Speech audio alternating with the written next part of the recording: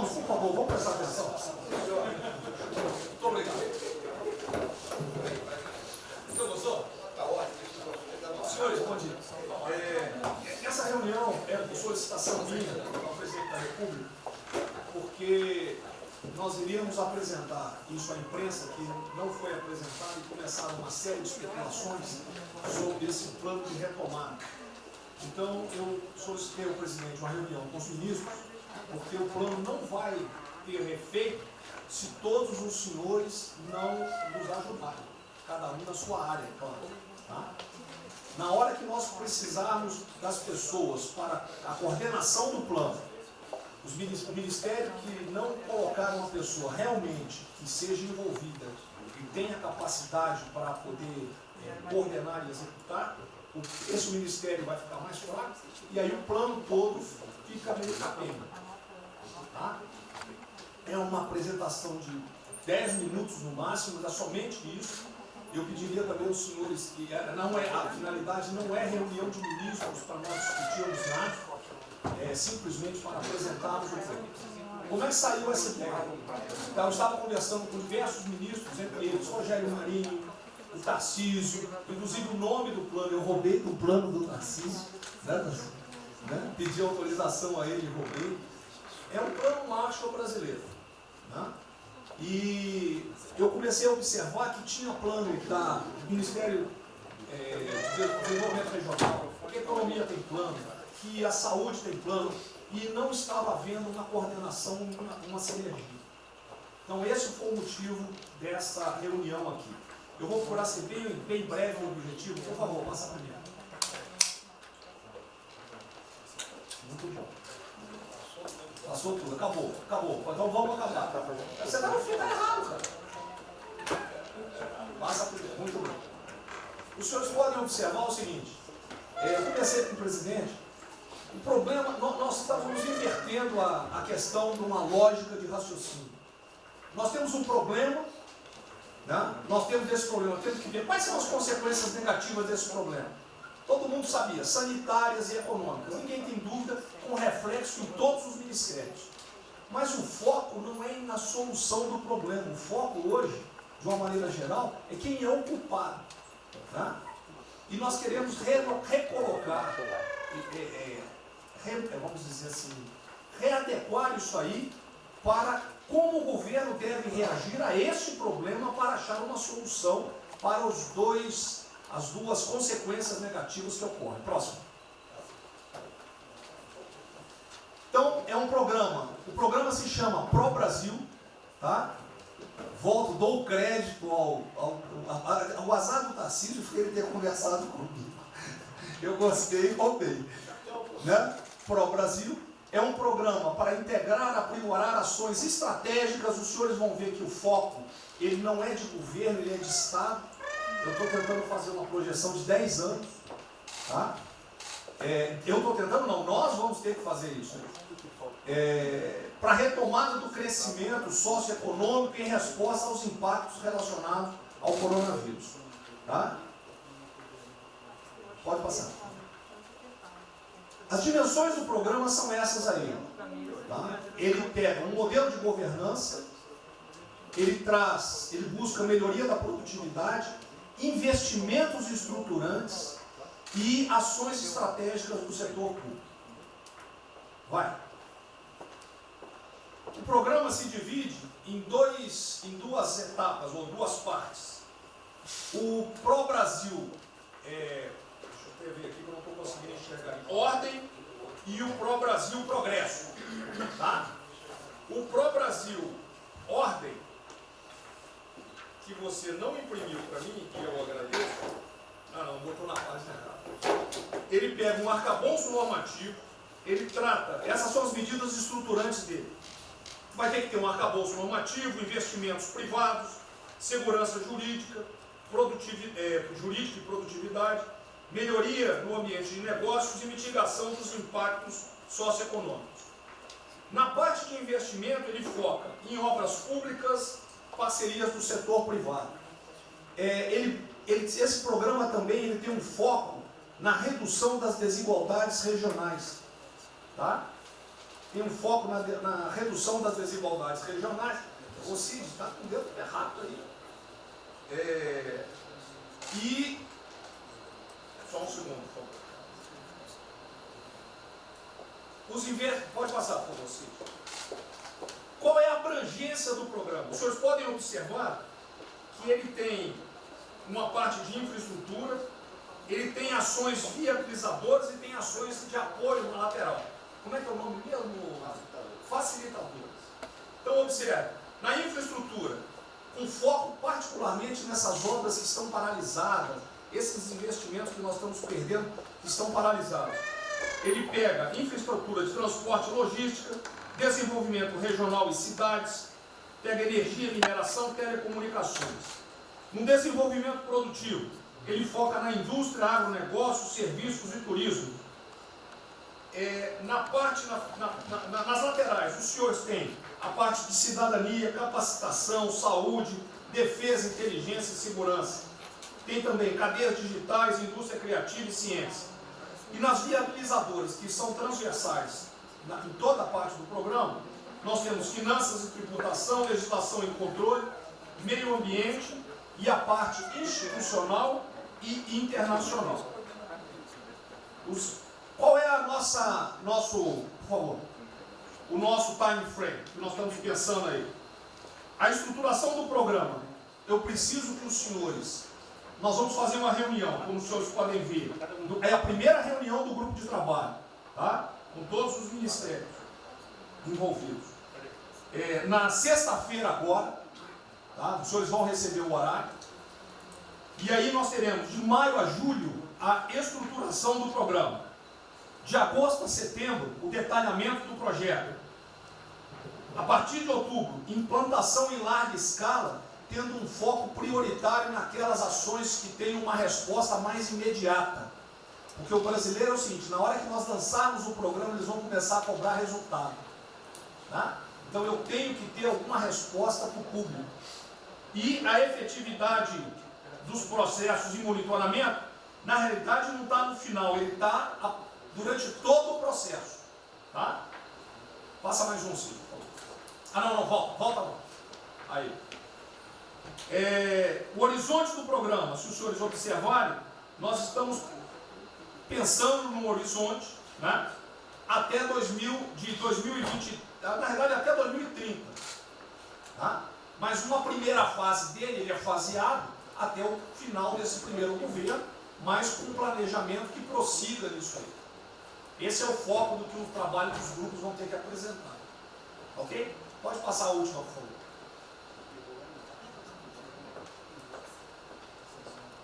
É sem sombra. Certo? Só um layout para os senhores.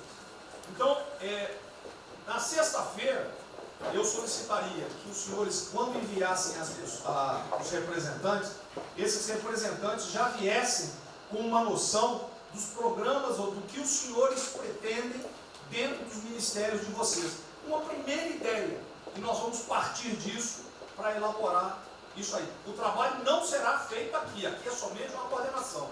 Cada ministério vai fazer e nós vamos coordenar. Presidente, era só isso. Vamos dar a palavra para o Guedes, com todo respeito aos demais, acho que o ministro mais importante nessa missão. Eu queria fazer a primeira observação seguinte: não chame de plano macho que revela um despreparo enorme. Não, isso aqui foi só aqui agora. Então, quando se falou em plano macho, para o Brasil é um nome espetacular. 10, 1000. Plano macho é um desastre. Revela despreparo nosso. Plano macho, por exemplo, os Estados Unidos podem fazer um plano macho para nos ajudar. A China deveria financiar um plano macho para ajudar todo mundo que foi atingido. Então, a primeira linha da equação, a gente tem que tomar muito cuidado, isso é o plano pro Brasil. Nos fala plano mágico, é um desastre, vai revelar a falta de compreensão das coisas. A segunda coisa é o seguinte: é super bem-vinda essa iniciativa para nos integrarmos todos. Agora, não vamos iludir. A retomada do crescimento vem pelos investimentos privados, pelo turismo, pela abertura da economia, pelas reformas. Nós já estávamos crescendo.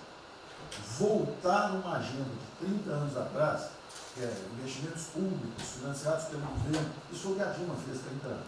Então está cheio de gente pensando nessa eleição agora e botando coisa na cabeça de todo mundo aqui dentro. São governadores querendo fazer a festa, são às vezes ministros querendo aparecer, tem de tudo. E todo mundo vem aqui, vamos crescer, agora tem que crescer, tem que ter resposta imediata, o governo vai gastar. O governo quebrou.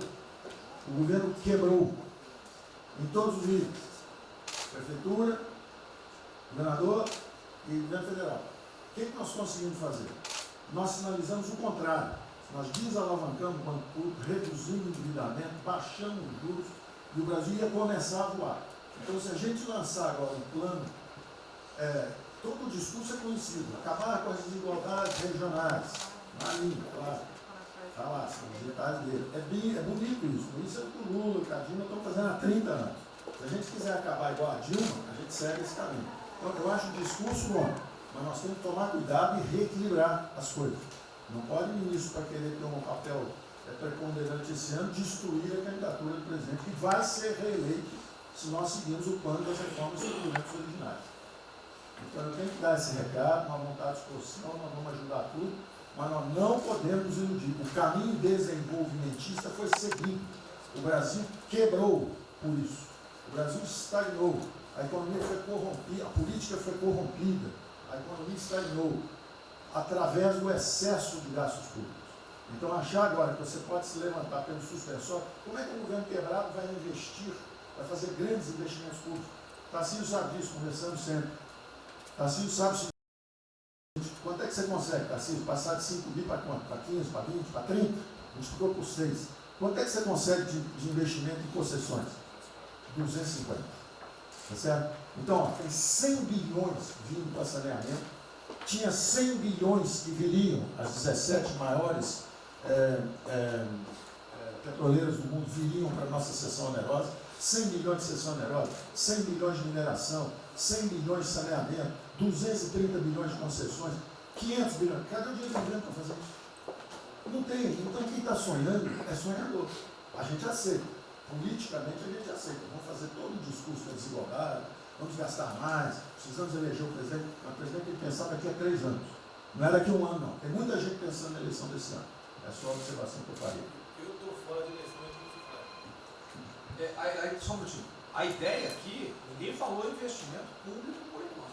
Inclusive, nós falamos ali em investimento, falamos inclusive em investimentos privados. O que tem que acontecer é o seguinte: eu estou vendo um plano de tanta gente, nós temos que centrar aqui Isso, a imprensa, a economia, vai exatamente o que pode, o que não pode. Fundamental a coordenação. Até para isso na imprensa que está saindo. Que são na imprensa assim, plano Marshall e economia está fora. Quer dizer, alguém foi para a imprensa e falou: vê um plano Marshall ali, a economia está fora. Quer dizer, enfraquecer o nosso discurso num momento desse é uma tolice, é um atentado contra nós mesmos. Questão da imprensa. Eu acho que eu resumi hoje na frente do Palácio 20 segundos. Eu não vou falar com vocês, que vocês vão deturpar, vocês inventam e potencializam.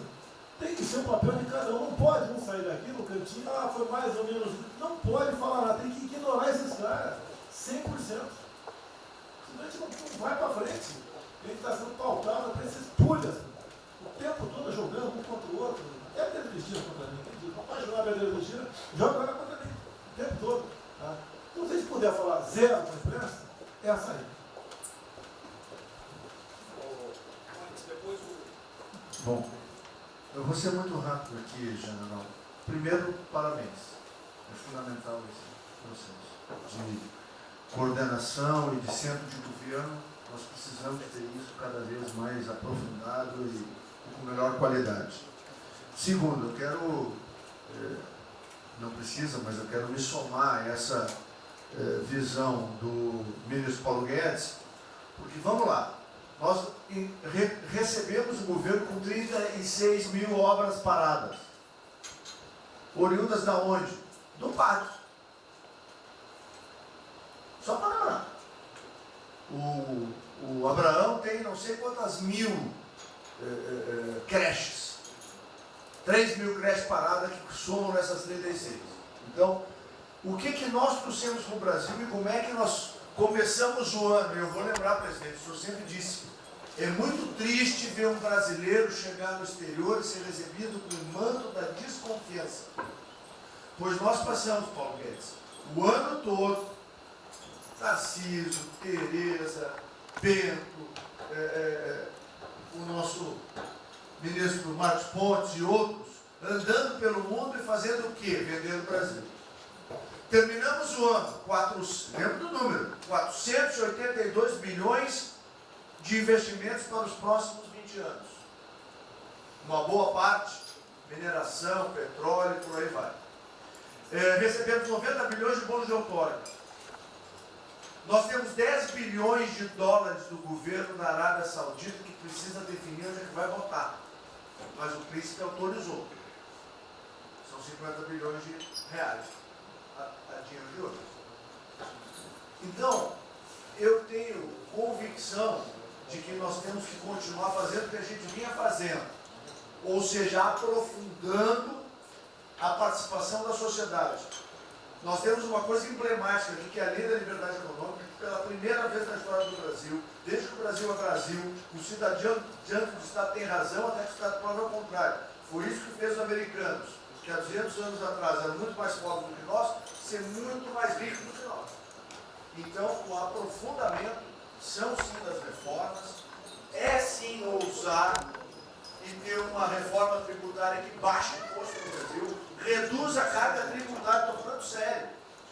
A gente nunca discutiu isso entre nós, mas isso tem que caminhar para isso. Por quê? Porque aí nós damos fôlego à iniciativa privada para que ela faça o que tem que fazer e nós vamos ser mediadores desse processo, apenas.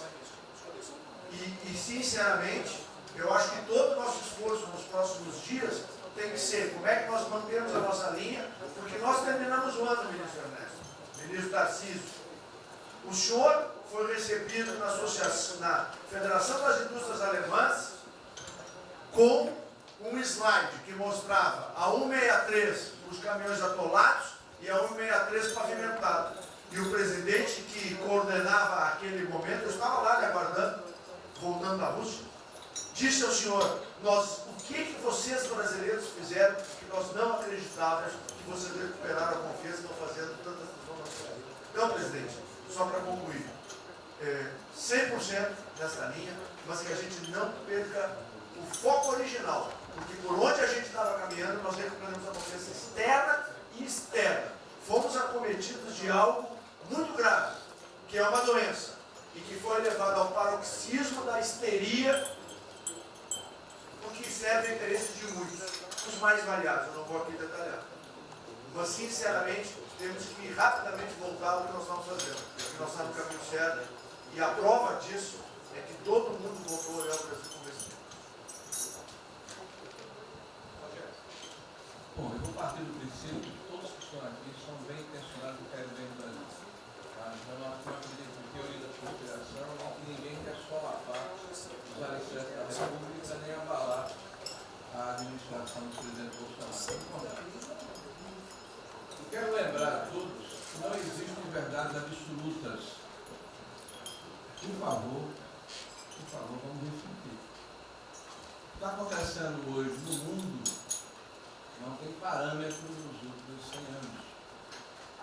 O que está acontecendo hoje no mundo vai permitir, de acordo com a FMI, que foi a previsão de uma semana atrás, de uma diminuição de quase 3% do PIB mundial, no caso do Brasil, de mais de 5%. Não tem paralelo. Em situações extraordinárias, remédios extraordinários de forma circunstancial. Isso não significa que nós tenhamos a necessidade de implantarmos uma política permanente. O ministro Braga Neto, na sua apresentação, ele estabelece, inclusive, um limite temporal e deixa claro que é uma política de Estado. O que eu peço é que nós tenhamos aqui as mentes abertas e que os dogmas, quaisquer que sejam eles, sejam colocados de lado nesse momento. Porque os governos do mundo, certamente, têm a capacidade de entender o que está se passando. Eu tenho visto governos extremamente liberais preparando programas de reconstrução, levando em consideração a necessidade de que o Estado Estado Nacional passa a ter um papel diferente como tomador de risco nesse momento em que há uma queda abrupta da liquidez. O ministro Onyx fala com muita propriedade da Arábia Saudita dos 10 bilhões de dólares. É bom lembrar, está aqui o ministro Bento, que está se pagando para se retirar petróleo do mundo. Os países vão utilizar suas respectivas liquidez para resolver os seus problemas de infraestrutura e de retomada das suas economias. Nós temos que ter segurança jurídica, senhor presidente, respeito a contratos, senhor presidente, capacidade de alavancar recursos privados com a inversão de recursos públicos, sim. É bom lembrar que eu tenho ouvido falar, não sei se é verdade, depois vai colocar na ponta do lápis, que a gente pode chegar a 600 bilhões de reais esse ano de ajuda a empresas e a pessoas físicas. Recursos do governo federal, fruto de endividamento do governo, desse governo, que vai terminar o ano com um déficit 4, 5, 6 vezes maior do que estava precificado no início do ano. Caiu um meteoro sobre as nossas cabeças. Então, por favor, nós não podemos começar a discussão com verdades absolutas e com dogmas estabelecidos ao longo de 100 anos, em função de uma catástrofe que se abateu sobre o mundo, que os governos de todo o mundo estão se debruçando sobre o assunto, entendendo que muda o papel do Estado. Senhor presidente, é bom lembrar que quando houve a unificação da Alemanha, eu acho que esse é um fato histórico irrefutável, o Estado alemão entendeu e fez um pacto de que haveria necessidade de investir em capital humano e infraestrutura na Alemanha Oriental para diminuir desigualdades regionais.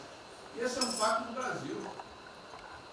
Essa pode ser uma catástrofe que vai nos afundar, ou pode ser uma onda para a gente surfar, uma alavanca para recuperar o país.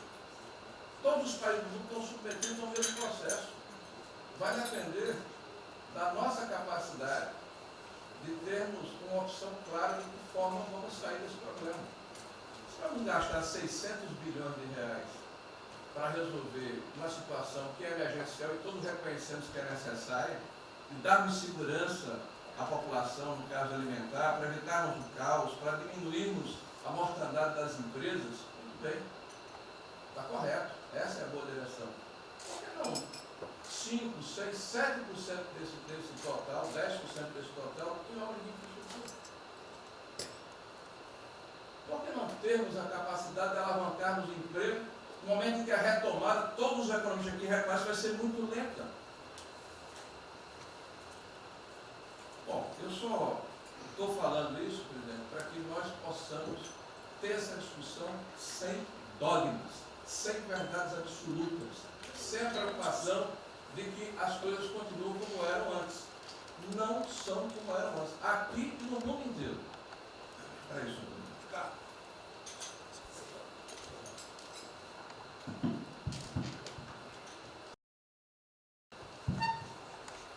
Presidente, estava assistindo atentamente a apresentação do colega Wilson Braga Neto.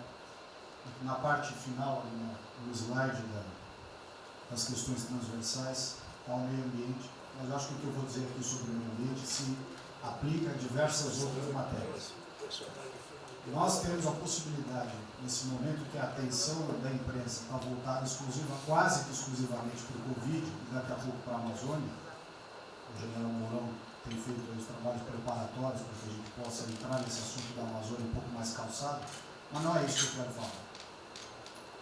A oportunidade que nós temos, que a imprensa não está nos dando um pouco de alívio nos outros temas, é passar as reformas infralegais de desregulamentação, simplificação, todas as reformas que o mundo inteiro, nessas viagens que se referiu ao Onix, certamente cobrou dele, cobrou do Paulo, cobrou da Tereza, cobrou do Tarcísio, cobrou de todo mundo, da segurança jurídica, da previsibilidade, da simplificação.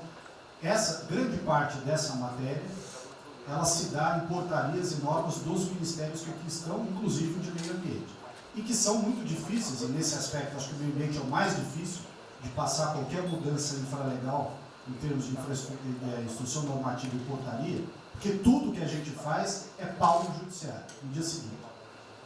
Então, para isso precisa ter um esforço nosso aqui, enquanto estamos nesse momento de tranquilidade, no aspecto de cobertura de imprensa, porque só fala de Covid, e ir passando a boiada, e mudando todo o regramento, e simplificando normas, de IFAM, de Ministério da Agricultura, de Ministério do Meio Ambiente, de Ministério disso, de Ministério daquilo. Agora é a hora de unir esforços para dar de baseada a simplificação de regulatória que nós precisamos, em todos os aspectos. E deixar a AGU, o André não está aí, né?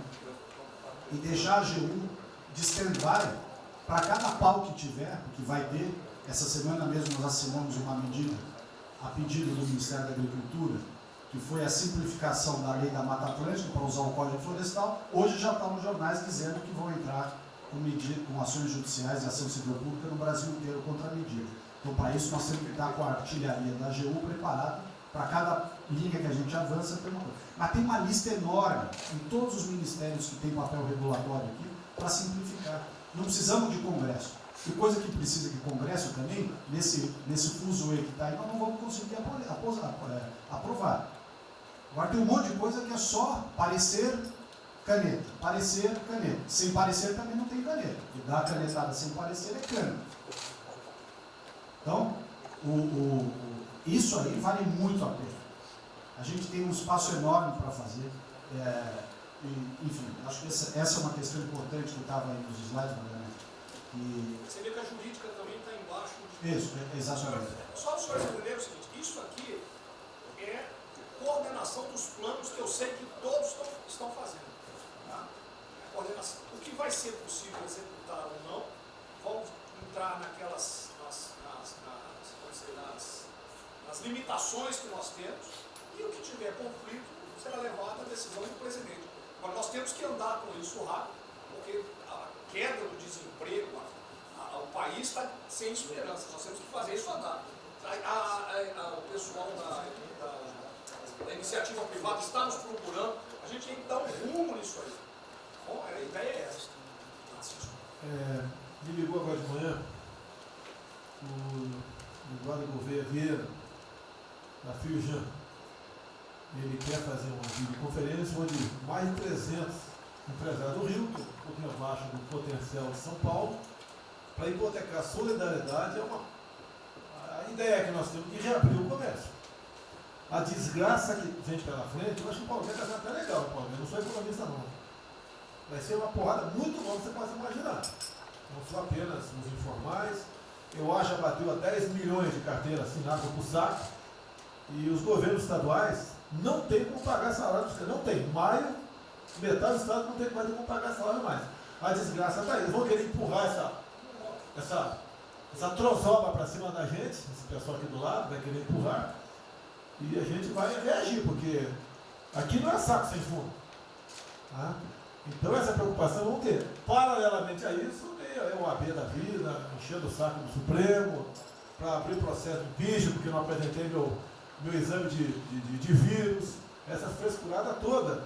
E todo mundo tem que estar ligado. Não é apenas cuidar do seu ministério nessas questões que estamos tratando aqui, é tratar da questão política também. Tá certo? Então essa preocupação temos que ter, porque a luta pelo poder continua a todo vapor. E sem neurose da minha parte. Tá? O campo fértil para aparecer umas porcaria aí, né? Levantando aquela bandeira do povo ao meu lado, não custa nada. E o terreno fértil é isso: desemprego, caos, miséria, desordem social e outras coisas mais. Então essa preocupação todos devem ter. Né? Não é, tá bom, o Ministério fatura, deu merda no colo do presidente. Não pode ser assim. Hoje eu vi o Magno Malta me defendendo. O Magno Malta, desculpa aí, foi tratado lá atrás para ser vice. Depois resolveu não ser, tudo bem. Depois foi tratado para ser ministro, tudo bem. Agora, politicamente, ele nunca me deu uma alfinetada e sempre está defendendo os problemas que ele tem. Então, não é o ministro ir de peito aberto entrar no covil dos leões. Mas não pode. Né? Por exemplo, quando se fala em possível impeachment, ação no Supremo, baseado em filigranas, eu vou em qualquer lugar no território nacional. Ponto final. O dia que for proibido de ir para qualquer lugar do Brasil, pelo Supremo acabou o mandato. E espero que eles não decidam, ou ele, né, monocraticamente, querer tomar certas medidas, que daí nós vamos ter uma crise política de verdade. E eu não vou meter o rabo dentro das pernas. Zero. Certo? Porque se eu errar, se achar um dia ligação minha com o empreiteiro, dinheiro na conta na Suíça, porrada, sem problema nenhum. Vai para o impeachment e vai embora. Agora, com frescura, com babaquice, não. Até em cima do que eu falei, em frente ao Forte Apache. Eu sou o chefe supremo das Forças Armadas. Por sinal, o pessoal estava lá, eu fui lá, dia do Exército. E falei algo que eu acho que não tem nada demais. Mas a repercussão é enorme. Oh, AI-5. Cadê o AI-5? Acabou, o AI-5 não existe adicional no Brasil mais. É uma besteira. Artigo 142. É o pessoal que não sabe interpretar a função. Agora, em cima disso, fazer uma onda. Vamos ouvir deputados, empresários, seja o que for. Agora, quando a Câmara fala lá dentro, uma homenagem a Che Guevara, a Mao Tse Tung e tudo mais, não tem problema nenhum. Quando o Partido Comunista do Brasil faz suas convenções e do lado lá, Fidel Castro, não tem problema nenhum. Quando um coitado levanta uma placa de AI-5, eu estou me lixando para aquilo, não existe AI-5. Não existe. Artigo 42. Nós queremos cumprir o artigo 42, todo mundo quer cumprir o artigo 42. É a necessidade, qualquer dos poderes pode, né, pedir às Forças Armadas, né, que intervenham para restabelecer a ordem no Brasil, naquele local, sem problema nenhum. Agora, todos, né, têm que se preocupar com a questão política e aquele direito, tira a cabeça da toca, porra. Não é só ficar dentro da toca o tempo todo, não. Estou bem, estou cuidando da minha imagem, a minha imagem está aqui, eu sou bonitinho, e o requisito todo, não, tem que fazer essa parte. Então é isso que eu tento falar com você, que depois de um certo momento, onde chegar a cabeça dessas pessoas, fica difícil voltar atrás. Daí que é uma crise, é uma crise. Não tenho amor por esse mandato, para a cadeira de presidente. Zero. Não vou provocar ninguém. E assim como a defesa faz uma nota muito boa, dizendo que vai cumprir a Constituição, a liberdade, 10, né, e não aceita golpe, 10, também não aceita o contra-golpe dos caras, porra. Vai deixar alguns malucos aí, que eles sabem quem são, ficar aí naquela fervura de o presidente é irresponsável, ele é maluco, ele é genocida. Não é assim. O que vale para um lado, vale para o outro. O que não vale para um lado, não vale para o outro. Essa é a nossa preocupação que devemos ter. Por isso que está aqui o pró-Brasil, mas também com a questão política. Se nós começarmos a falar com propriedade, e tem muita gente que fala muito melhor do que eu, e tem um conhecimento muito melhor do que eu, tem que falar, discretamente, mas tem que falar, para não deixar subir a temperatura, que é só porrada o tempo todo em cima de mim.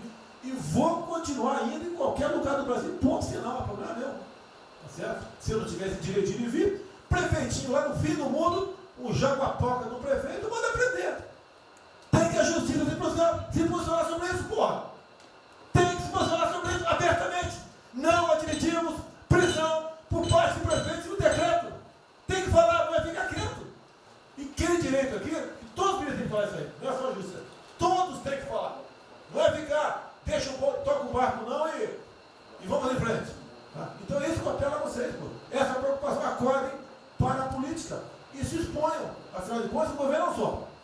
E se eu cair, cai todo mundo. Agora, se vai cair um dia, vamos cair lutando, uma bandeira justa, não por uma babaquice de exame antivírus, pô. Pelo amor de Deus, pô. Tá? Eu até já bem claro, de uns 8 anos para cá, quando pedia farmácia de manipulação, um remédio qualquer, eu falava com o médico, bota um nome de fantasia, porque se for o meu nome para lá, como era sempre um cara manjado, né, tem 3, 4 que vão manipular lá o medicamento, pode me envenenar, pô. E assim é a mesma coisa a questão do vírus, entre outros. De acordo com o interesse, o cara dá negativo, ou dá positivo, depois que deu, vai para a contraprova, vai dar problema. E nós sabemos, tá certo, que nós temos um compromisso com a verdade. Eu jamais mentiria se não tivesse realmente um exame negativo. Jamais eu mentia negativo, deu positivo, vice-versa. Jamais. A verdade é acima de tudo. Então é o apelo que eu faço a todos que se preocupem com política para não ser surpreendido. Eu não vou esperar o barco começar a afundar para tirar água. Estou tirando água e vou continuar tirando água de todos os ministérios. Tocante a isso. A pessoa tem que entender. Se não quer entender, paciência, pô. E eu tenho o poder e vou interferir em todos os ministérios, sem exceção. Nos bancos eu falo com o Paulo Guedes, se tiver que interferir. Nunca tive problema, zero problema com o Paulo Guedes. Agora os demais, vou. Eu não posso ser surpreendido com notícias. Eu tenho a PF que não me dá informações. Eu tenho as inteligências das Forças Armadas que não têm informações. A BIM tem seus problemas. Tem algumas informações. Só não tenho mais porque está faltando, realmente, temos problemas. Aparelhamento, etc. Mas a gente não pode viver sem informação. Quem é que nunca ficou atrás da porta ouvindo que seu filho ou sua filha está comentando? Tem que ver, depois que ela engravida, não adianta falar com ela mais. Tem que ver antes. Depois que o moleque encheu os cornos de droga, não adianta mais falar com ele, já era. A informação é assim. Eu estava vendo, estudando esse fim de semana aqui, como é que o serviço chinês secreto trabalha nos Estados Unidos. Qual a preocupação nossa aqui? É simples o negócio. Ah, não deve falar publicamente. Deve falar como? Está todo mundo vendo o que está acontecendo?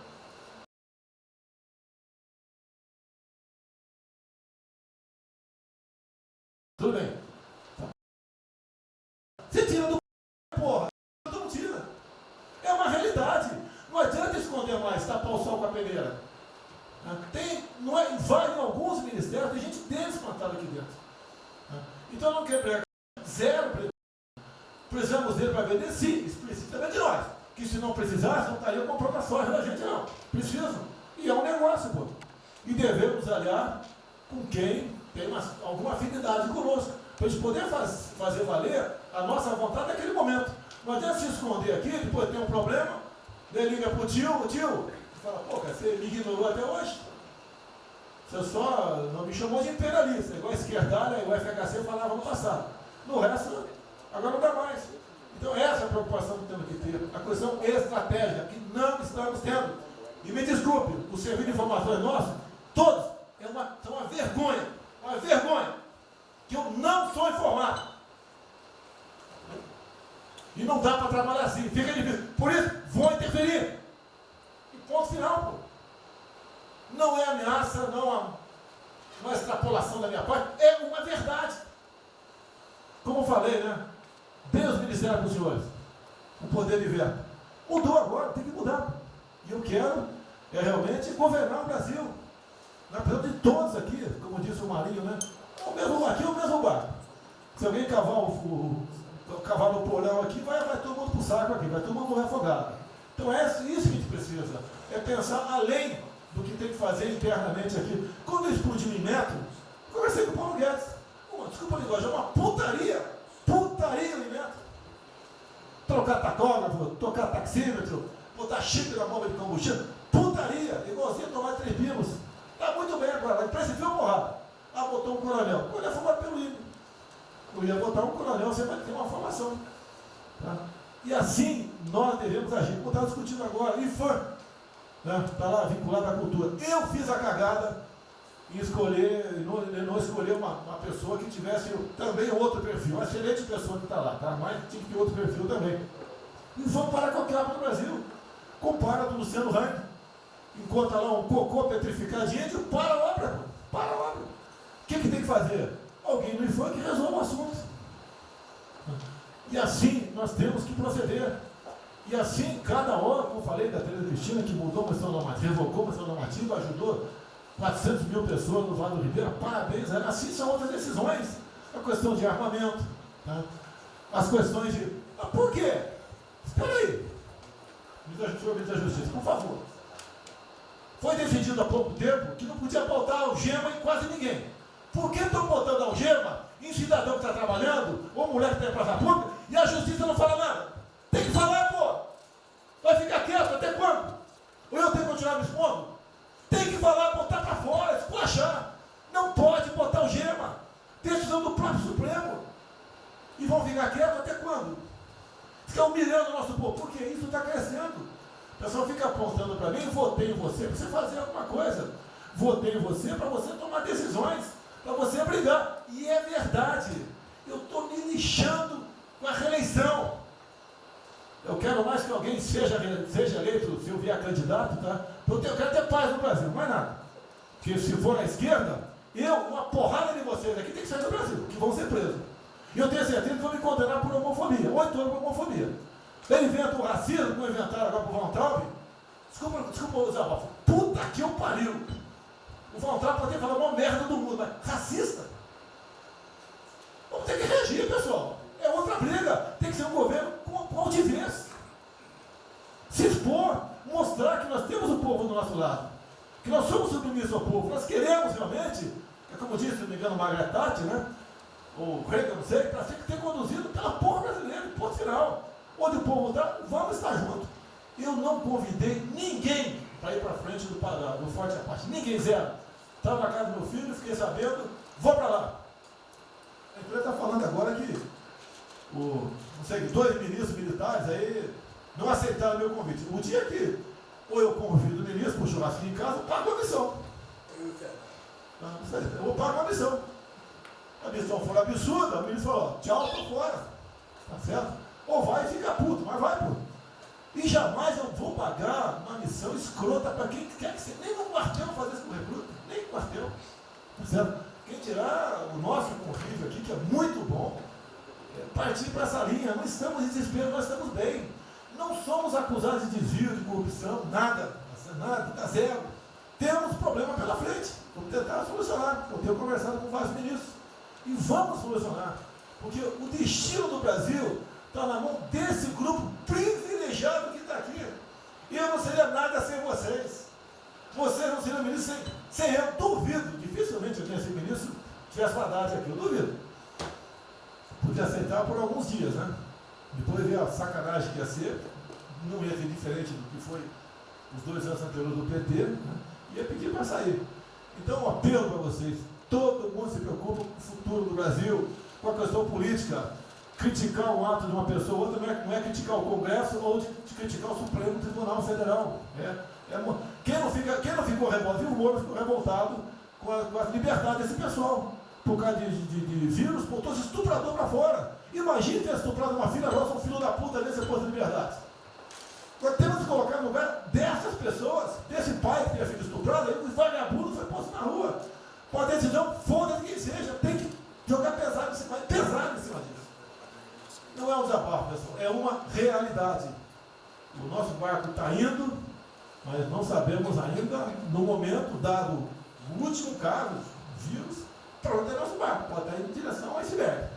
A gente vai para o fundo. Então vamos se ligar, vamos se preocupar.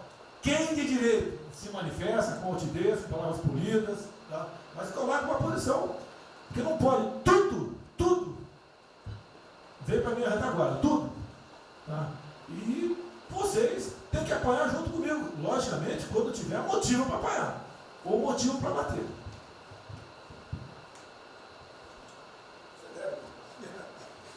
Não, eu já caí.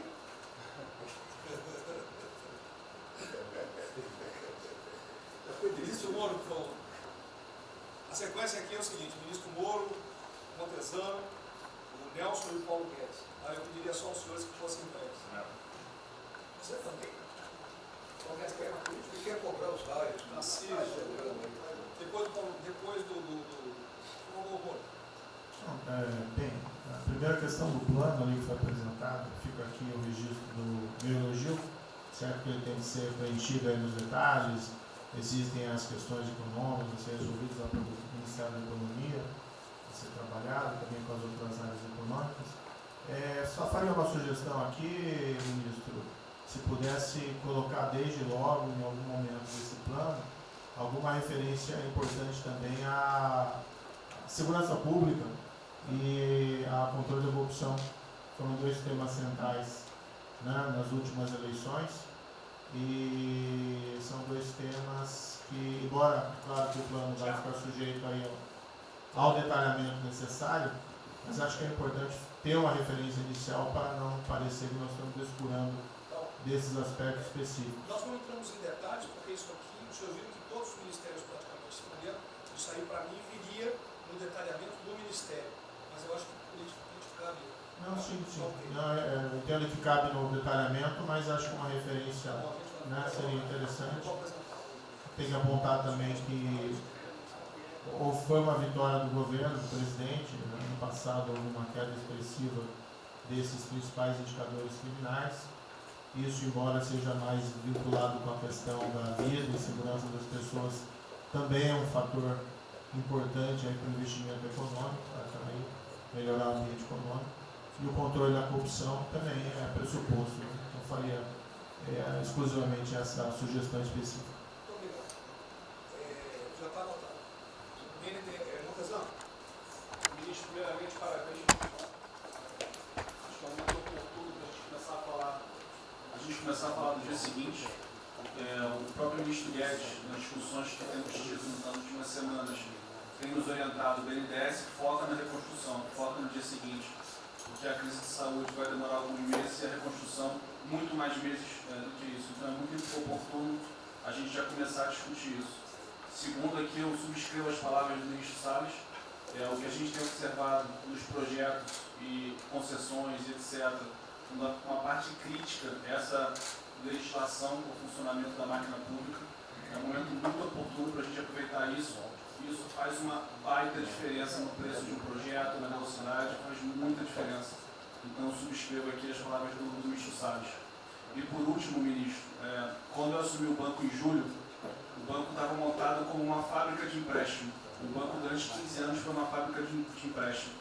De julho até hoje, a gente fez uma reestruturação completa no banco, montando o que eu acredito hoje ser já o maior banco de investimento do Brasil em pessoas, e um banco de investimento de serviços focado em planejamentos econômicos setoriais e estruturação de projetos. Tá?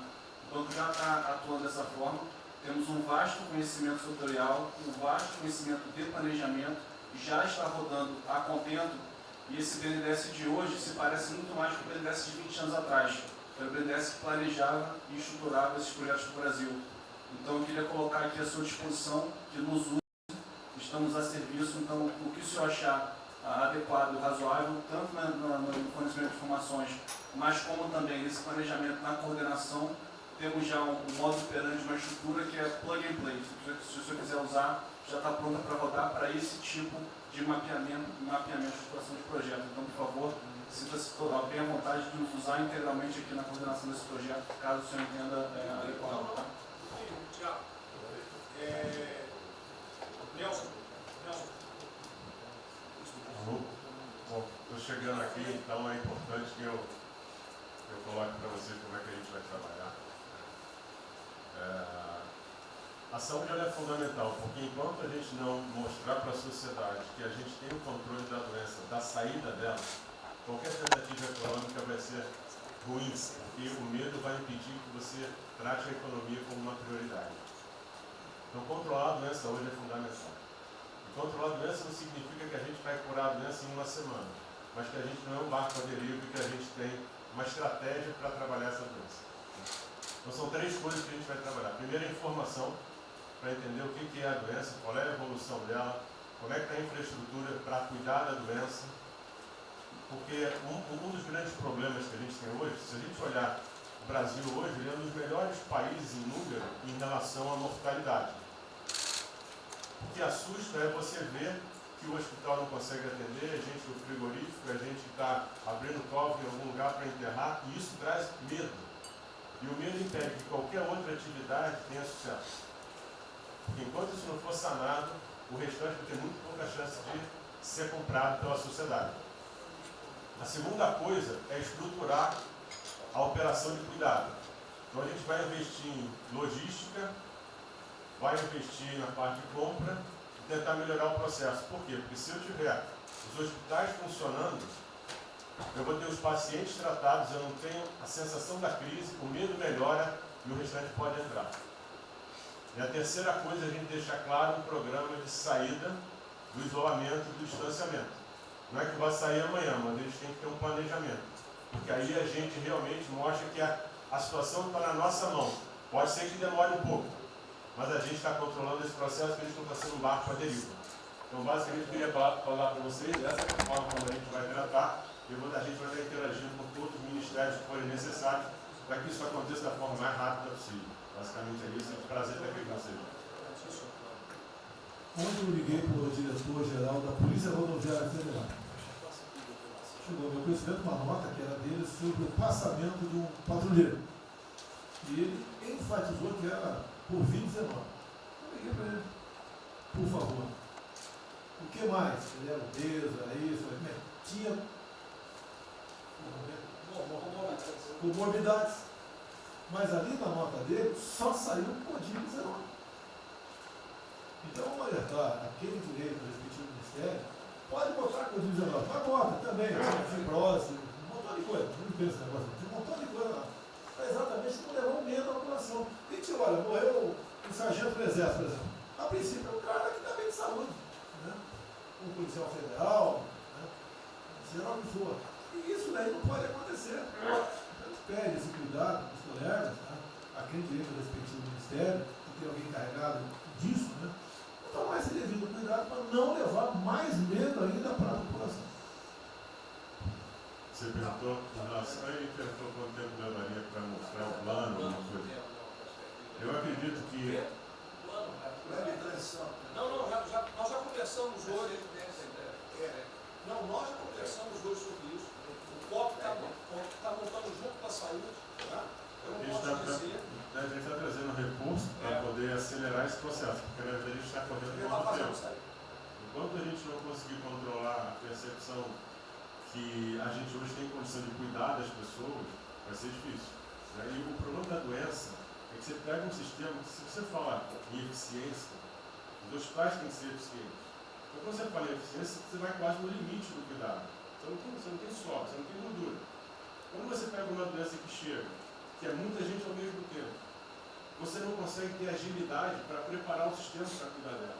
E a gente tem um problema adicional que a gente tem que tomar cuidado, que é o seguinte: como você tem os hospitais com pouca, você tem muita gente falando de Covid, os hospitais estão diminuindo muito o atendimento, o que significa que eles vão ter problema financeiro. Se isso prorroga, esses hospitais vão ter cada vez mais dificuldade, você vai poder ter um hospital mais sucateado, um hospital fechado. O que está acontecendo hoje? Vamos botar em números hoje. A gente tem 4 milhões de pessoas hoje com a Covid. O Brasil hoje tem 212 milhões de pessoas. Tem 208 milhões que não estão tendo a atenção necessária. Você tem câncer, cardiovascular, isso tudo está represado, a demanda é reprimida. Quando você controlar a Covid, o não Covid vai chegar com tudo. Você pode pegar uma estrutura sucateada. Aí você só vai transferir o problema de medo, que vai ser o medo da Covid e o medo da não Covid. Então a gente tem que estar preparado para isso tudo. Então não é só trabalhar o curtíssimo prazo, a gente tem que preparar para essa segunda fase que vai chegar também. Isso tudo a gente está fazendo, só para vocês saberem que a gente está pensando nisso tudo, só para vocês saberem que está tudo trabalhando. Tá? Por favor, o ministro Tarcísio, eu pediria às senhores que fossem bem breves. Não, já não tem jeito.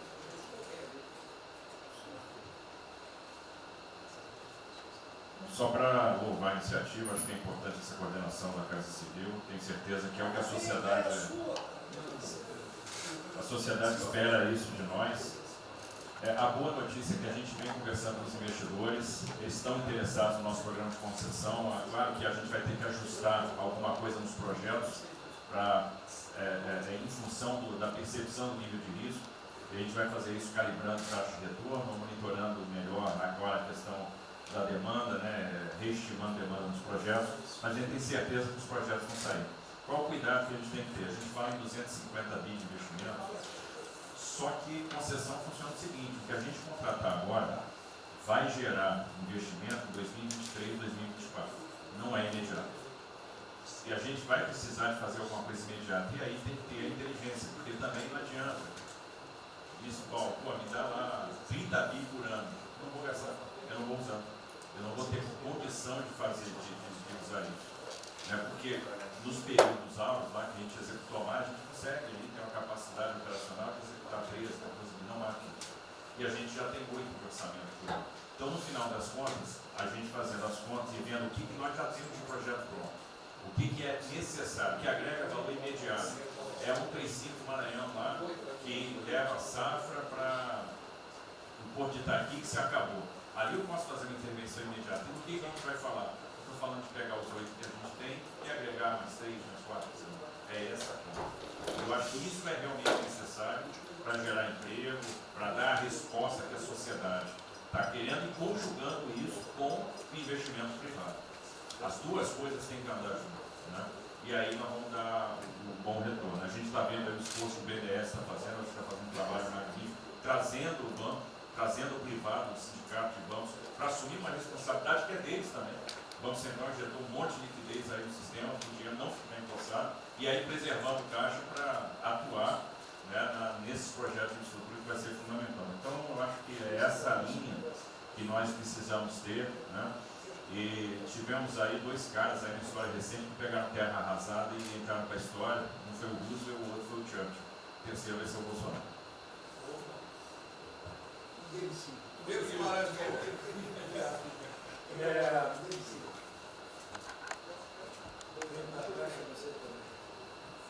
Peço aos senhores que sejam breves. São só 5 pontos muito rápidos.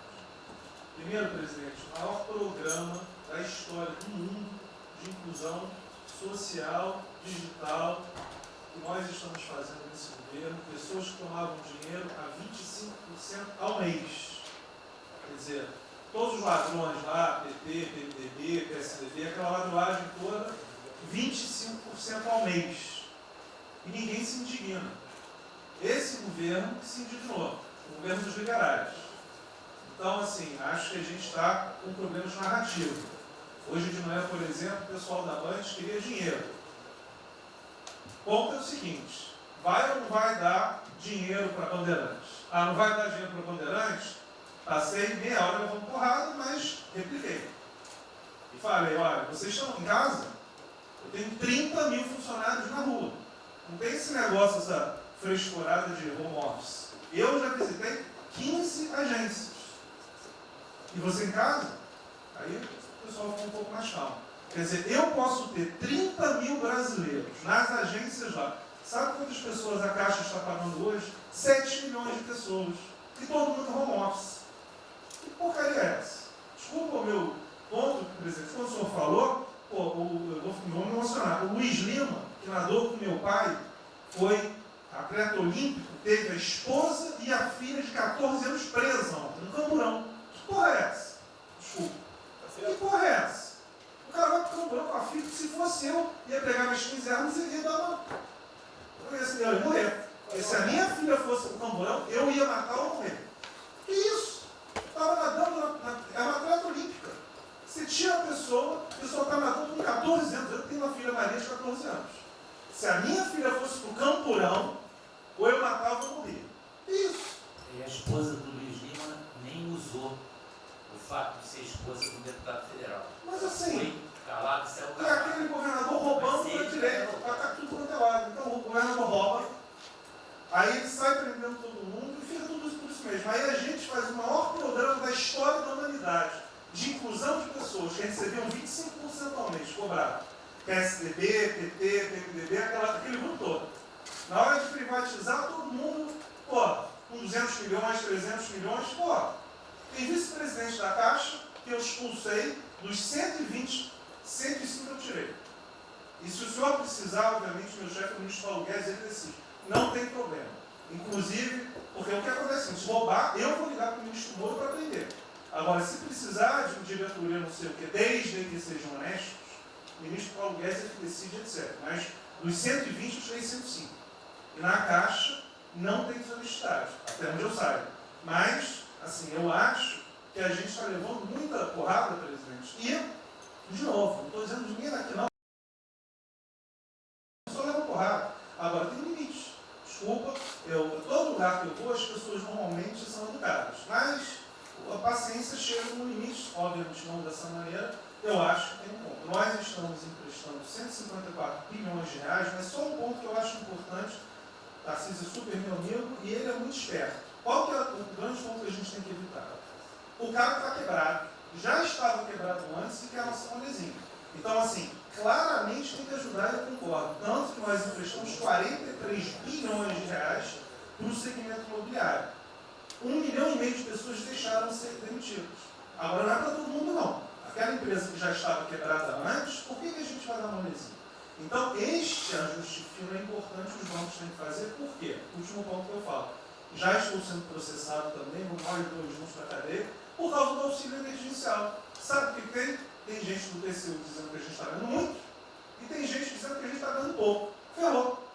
Ou seja, tem gente querendo me prender porque está dizendo que a gente está dando muito. E tem gente querendo me prender, que são aqueles caras lá que estavam antes, dando pouco. Vão acabar sendo presos, mas o que a gente não vai fazer? Deixar 30, 40, 50 milhões de pessoas passarem fome. Então, é só o meu recado dizendo o seguinte: a Caixa, o Banco de todos os brasileiros. Poxa, a gente está com 30 mil pessoas. Eu passo ligando, 45 pessoas na Caixa tiveram coronavírus. 2 faleceram, um, na verdade, com 70 anos já estava aposentado, e outro. A pessoa, eu chorei mais do que a pessoa, a mãe. Uma pessoa em 30 mil que estão o dia inteiro. E eu já falei para minha esposa, se tiver qualquer coisa, eu vou tomar 1 litro de hidrocloroquina, aquelas coisas todas. Então, assim, eu acho que a gente está, só o último ponto, numa questão de histeria coletiva. Quer dizer, eu posso ter 30 mil funcionários da Caixa pagando 7 milhões hoje, 2 milhões na segunda, ontem a gente abriu 800 agências, vamos abrir no sábado, no domingo, 2 horas antes. Então, o que a imprensa quer? Que você pague e dane-se os funcionários da Caixa. Mas se morrer 2, Jornal Nacional, presidente Bolsonaro e presidente Pedro, irresponsáveis porque abriram. A gente só vai levar porrada. Agora, realmente, meu ponto é inaceitável, foi a primeira vez que aconteceu. Eu conheço a Milena, Lene, Romine, atleta olímpico. Quer dizer, um atleta olímpico, a esposa atleta olímpica, a filha de 14 anos no camburão. Eu não sei se eles botaram lá atrás ou no meio. E aí você solta o estuprador, então acho que realmente tem uma questão. De novo, eu quero só reforçar uma coisa. O ministro Moro, em um dia, resolveu um problema muito importante. Muito obrigado, ministro. O que aconteceu? Os guardas, né, os que ficam dentro da agência, não poderiam, pela legislação, estar fora. O que aconteceu? O ministro, 5 horas, resolveu o problema. Então, nos próximos 90 dias, os atendentes da Caixa Econômica Federal, os guardas, vão poder ir para fora para ajudar a fila. Ou seja, tem uma fila, tem 250 agências e tem 500 pessoas na fila. E aí, com a ajuda do ministro Moro da Polícia Federal, eles emitiram uma portaria. Então, só para finalizar, quero agradecer, ministro. O seu registro aí, até foi fácil de resolver, foi a Polícia Federal que resolveu. Ministro Ernesto, por favor. Volta a pedir que sejam breves. Obrigado. Rapidamente, sobre o plano. A dimensão internacional do plano, evidentemente, é fundamental, já está aqui contemplado. Eu queria mencionar o seguinte: eu acho que é fundamental que essa dimensão internacional não seja simplesmente uma adaptação nossa ao cenário internacional, mas que ela leve em conta a capacidade que o Brasil hoje tem de influir no desenho de um novo cenário internacional. Eu estou cada vez mais convencido que o Brasil tem hoje as condições e a oportunidade de se sentar na mesa de 4, 5, 6 países que vão definir a nova ordem mundial. Outro dia, na conversa do presidente com o primeiro-ministro, o indiano disse que vai ser tão diferente o pós-coronavírus, o pré, quanto o pós-segunda guerra, o pré. Eu acho que é verdade. E assim como houve um Conselho de Segurança que definiu a ordem mundial, 5 países depois da Segunda Guerra, vai haver uma espécie de novo Conselho de Segurança, e nós temos dessa vez a oportunidade de entrar nele e acreditar na possibilidade do Brasil influenciar e ajudar a formatar um novo cenário. E esse cenário, acho que tem que levar em conta o seguinte: estamos aí revendo os últimos 30 anos de globalização. Vai haver uma nova globalização. O que aconteceu nesses 30 anos? Foi uma globalização cega para o tema dos valores, para o tema da democracia e da liberdade. Foi uma globalização que a gente está vendo agora, criou um modelo onde no centro da economia internacional está um país que não é democrático, que não respeita os direitos humanos, etc. Essa nova globalização acho que não pode ser cega. Tem que ser uma globalização, tem que ser uma estrutura que leve em conta, claro, a dimensão econômica, mas também essa dimensão da liberdade e do valor. E da mesma maneira, acho que o plano está apontando para isso, na nossa dimensão nacional, também não pode ser um plano cego para essas dimensões daquilo que nos traz, que traz o projeto do presidente. que é não simplesmente a eficiência, a pujança, o crescimento econômico, mas a liberdade, combate à corrupção, a reinvenção do Brasil livre dessas mazelas que estão na extinção. Obrigado. Obrigado, ministro. Roberto Campos. É o último que colocou. Não é nem nada. É só vou voltar na história. Vou voltar aqui numa história breve, que é lembrar que no fim do governo Dilma a taxa de juros era 14,5%, a curva, mas a taxa longa era 20%. E aí quando a gente olha o que aconteceu e o que proporcionou a taxa de juros cair, é interessante, porque teve um dia, 18 de agosto, saiu uma manchete no jornal que todos os elementos apontavam que ia ter o teto de gastos. Naquele dia, a curva de juros começou a cair e foi quando depois o presidente do Banco Central anterior começou a cair os juros. Ele caiu os juros até o nível de 6,5%, estabilizou, teve a incerteza das eleições, com a incerteza do PT poder voltar, a taxa piorou. Depois, curiosamente, quando o mercado entendeu que ia ter a Previdência, foi quando abriu espaço para botar os juros novamente.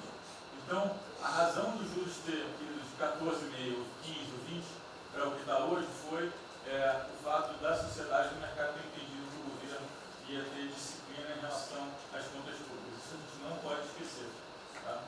Se permite, Roberto, então você está dizendo aí que não só a Selic tem como uma taxa longa, nós devemos basicamente a PEC do teto, é isso? Isso. Estou dizendo exatamente isso. E depois também a Previdência. Então, dito isso, eu acho que é importante a gente passar essa mensagem. Um outro tema só, aí em relação ao plano, 3 pontos só que eu acho importantes. A gente tem feito reuniões entre os banqueiros centrais de vários países do mundo, quase todas as semanas. Eu acho que tem 3 pontos que são importantes. Primeiro, existe um consenso hoje que o mundo privado está com muito medo de tomar risco. Então, que não vai ter como ter uma saída rápida sem que o governo não entre de alguma forma tomando risco. Porque o mundo privado está com medo de tomar risco pelo fator medo, que é o fator que o doutor mencionou, que eu acho que é muito importante. Se amanhã você permitir todo mundo no estádio de futebol ver um jogo, será que todo mundo vai sair de casa? Vai. Qual é o fator medo? O fator medo é interessante porque quanto mais informação você tem, mais medo você tem, porque a mídia joga medo. Então você tem hoje uma classe mais alta que tem mais medo que a classe mais baixa, exatamente porque eles têm mais acesso à informação e a informação enviesada. Então, o primeiro ponto é esse tomar risco. O segundo ponto rápido é um tema que eu acho que está muito crescendo também, crescendo bastante, que é a análise, que a gente chama de análise intertemporal. Quando você faz uma ajuda, quando o governo faz um gasto, geralmente acontece 2 coisas. Ou você bota fundo perdido, ou seja, esse gasto não vale nada, e aí vai ter um reflexo na economia, na taxa de juros, ou as pessoas exageram falando esse gasto vai ser um multiplicador. Provavelmente não é nenhuma coisa nem outra. O que eu acho que falta de analisar os gastos do governo é o quanto desse gasto eu recupero lá na frente, via preservar empregos, via manter uma empresa viva, que ia morrer. Então eu acho que falta análise completa do gasto. O gasto nunca é fundo perdido. Também ele nunca é muito multiplicador, ele é um meio do caminho entre uma coisa e outra. E o que eu acho que falta é a análise de eu vou gastar tanto e esse gasto vai ter essa efetividade. Por exemplo, existe uma percepção do mercado que dinheiro para governador e prefeito é dinheiro jogado fora. Pode ser que seja mentira, mas existe essa percepção hoje. E tem vários vídeos rodando por aí, que os senhores devem ter visto, de que o dinheiro vai para a prefeitura e não vai parar, porque vai em bem intangível, que é difícil de controlar. Vai em programa que a pessoa nunca tem como monitorar. Então, acho que é importante esse tema de fazer essa análise intertemporal e ver realmente qual é a eficiência do gasto. E, por último, último ponto, conversando com investidores, a gente tem feito isso, inclusive nós fizemos uma conversa, 2 bancos centrais com investidores, inclusive de infraestrutura, e o problema principal que aparece em toda a conversa no Brasil, do investidor privado, é que, no passado, toda vez que o investidor privado entrou, teve muita sacanagem. O tema da governança é super importante. Então, eu estava conversando com o Marinho, a coisa mais importante desse projeto, na minha opinião, é garantir que a governança é boa. O investidor privado ter certeza que ele vai estar junto com o governo, ou ele vai estar em grande parte tomando risco, às vezes o governo vai tomar um pouquinho, mas que é uma coisa que ele não precisa se preocupar na frente da governança. E o jeito de melhorar a governança é colocar agentes internacionais que fazem governança mundial. A gente conversou um pouco sobre isso, só isso. Obrigado. Obrigado. Ministra Damares, por favor. Perdão, Marcelo já falou. Não. Ministra Damares. Ministro, parabéns pela ideia, mas eu preciso lembrar e eu preciso fazer sempre isso para que a gente não perca o foco, a questão de valores, ministro. esse governo tem o pilar dos valores. Não se pode construir nada neste governo sem a gente trazer valores. Nós estamos sabendo, e a gente está falando o tempo todo, que nós não seremos mais os mesmos depois dessa pandemia. O mundo não será mais o mesmo, nós não seremos mais o mesmo, e nós vamos ter que fazer uma revisão de políticas públicas no mundo todo e no Brasil. Nós vamos ter que nos reinventar, com certeza. Neste momento, o que nós estamos vendo aqui no nosso comitê? Nós estamos buscando dados e não estamos encontrando dados. Nós recebemos um governo que não tinha dados, os dados que nós tínhamos eram falsos, mentirosos. Um Brasil de achismo, um Brasil de talvez, eu acho que é, talvez sim, talvez não. Políticas públicas construídas até agora nessa nação em cima de talvez e de achismo. Nós vamos ter que rever muita coisa. É um país plural. Quando a gente foi buscar os povos tradicionais agora para a gente construir enfrentamento ao coronavírus, nós descobrimos, ministros, que nós temos 1.300.000 ucranianos no Brasil. Ninguém nunca falou de ucranianos para nós no Brasil. Com a sua cultura totalmente preservada no Brasil. Nós estamos com 1.500.000 ciganos, e eu falava de 1.300.000, e são 1.500.000 ciganos. Nós estamos... Então, presidente, nós vamos ter que rever muita coisa na aplicação das nossas políticas públicas no Brasil. Os nossos seringueiros são em números maiores do que a gente imagina no Brasil. Então, tudo que nós formos construir, nós vamos ter que ver, ministro, a questão dos valores também. A questão, os nossos quilombos estão crescendo, e os meninos estão nascendo nos quilombos, e seus valores estão lá. Então, tudo vai ter que ver a questão dos valores. E quando eu falo valores, ministro, eu quero dizer para o senhor, nós estamos com quase 80.000 idosos em abrigos no Brasil. Eu me surpreendi com números. Nós estamos com quase 60.000 crianças em abrigos no Brasil. Os números estão me surpreendendo. E eu estou com um número absurdo de mulheres também em busca de abrigos por causa de violência. Então, tudo isso tem que vir para este pacote. Nós vamos ter que fazer algumas revisões de políticas públicas no Brasil. Então, por favor, ministro, coloque aí a questão de valores. E quando eu falo valores, aí eu quero olhar para o nosso novo ministro aqui da Saúde e dizer, ministro, valores estão lá no seu ministério também.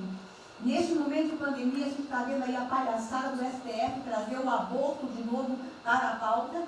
E lá está a questão de as mulheres que são vítimas do Zika vírus vão abortar. E agora vem do coronavírus. Será que vão querer liberar que todos que tiveram coronavírus poderão abortar no Brasil? Vão liberar geral? O seu ministério, ministro, está lotado de feminista que tem uma pauta única, que é a liberação de aborto. Quero te lembrar, ministro, que está chegando agora, este governo é um governo pró-vida, é um governo pró-família. Então, por favor. E aí, quando a gente fala de valores, ministro, quero dizer que nós estávamos sim no caminho certo. A gente não precisa reinventar muita coisa, não. E eu quero citar aqui um exemplo da política indigenista como este governo estava construindo. Todo mundo começou a dizer, a esquerda começou a falar, que o coronavírus iria dizimar os povos indígenas no Brasil. O primeiro óbito, dia 12 de abril, sabe o que é isso? A forma como nós estávamos conduzindo a política indígena no Brasil. Primeiro óbito, dia 12 de abril. E eu fui lá para a Amazônia, em Roraima, junto com o presidente da FUNAI e o secretário nacional de saúde indígena, para acompanhar o primeiro óbito. A forma como a gente conduziu deu muito certo. Vamos ter que melhorar? Vamos ter que melhorar. E por que nós fomos lá, presidente? Porque nós recebemos a notícia que haveria contaminação criminosa em Roraima, em Amazônia, de propósito, em índios, para dizimar aldeias e povos inteiros para colocar nas costas do presidente Bolsonaro. Eu tive que ir para lá com o presidente da FUNAI e me reunir com os generais da região e o superintendente da Polícia Federal para a gente fazer uma ação ali meio que sigilosa, porque eles precisavam matar mais índio para dizer que a nossa política não estava dando certo. Então, o que a gente estava fazendo estava dando certo, o que nós estamos fazendo está dando certo. Então, aqui, general, todo o nosso trabalho que envolve políticas de valores precisa estar aqui no Pró-Brasil. E aí, presidente, só para encerrar, eu quero dizer para o senhor que a sua angústia tem razão de ser. Nunca houve tanta violação de direitos no Brasil como neste período. Direitos fundamentais foram violados. No nosso Disque 100 tem mais de 5.000 registros, ministros, de violação de direitos humanos. Mas o senhor tem uma ministra de direitos humanos e uma equipe muito corajosa. São mais de 5 mil procedimentos e ações que estão sendo construídos. Governadores e prefeitos responderão processo. Idosos estão sendo algemados e jogados dentro de camburões no Brasil. Mulheres sendo jogadas no chão e sendo algemadas por não terem feito nada. Nós estamos vendo padres sendo multados em R$90 mil porque estavam dentro da igreja com 2 fiéis. A maior violação de direitos humanos da história do Brasil nos últimos 30 anos está acontecendo neste momento. Mas nós estamos tomando providências, a pandemia vai passar, mas governadores e prefeitos responderão processos. E nós vamos pedir, inclusive, a prisão de governadores e prefeitos. E nós estamos subindo o tom. E discursos estão chegando. Nosso ministério vai começar a pegar pesado com governadores e prefeitos. Nunca vimos o que está acontecendo hoje. Se eles falavam que nós éramos violadores de direitos, eles estão. Inclusive, o governador Wellington agora, ontem, determinou que a polícia poderá entrar nas casas. Vocês não imaginam o que ele vai fazer. Poderá entrar assinou. A polícia poderá entrar na casa sem mandato.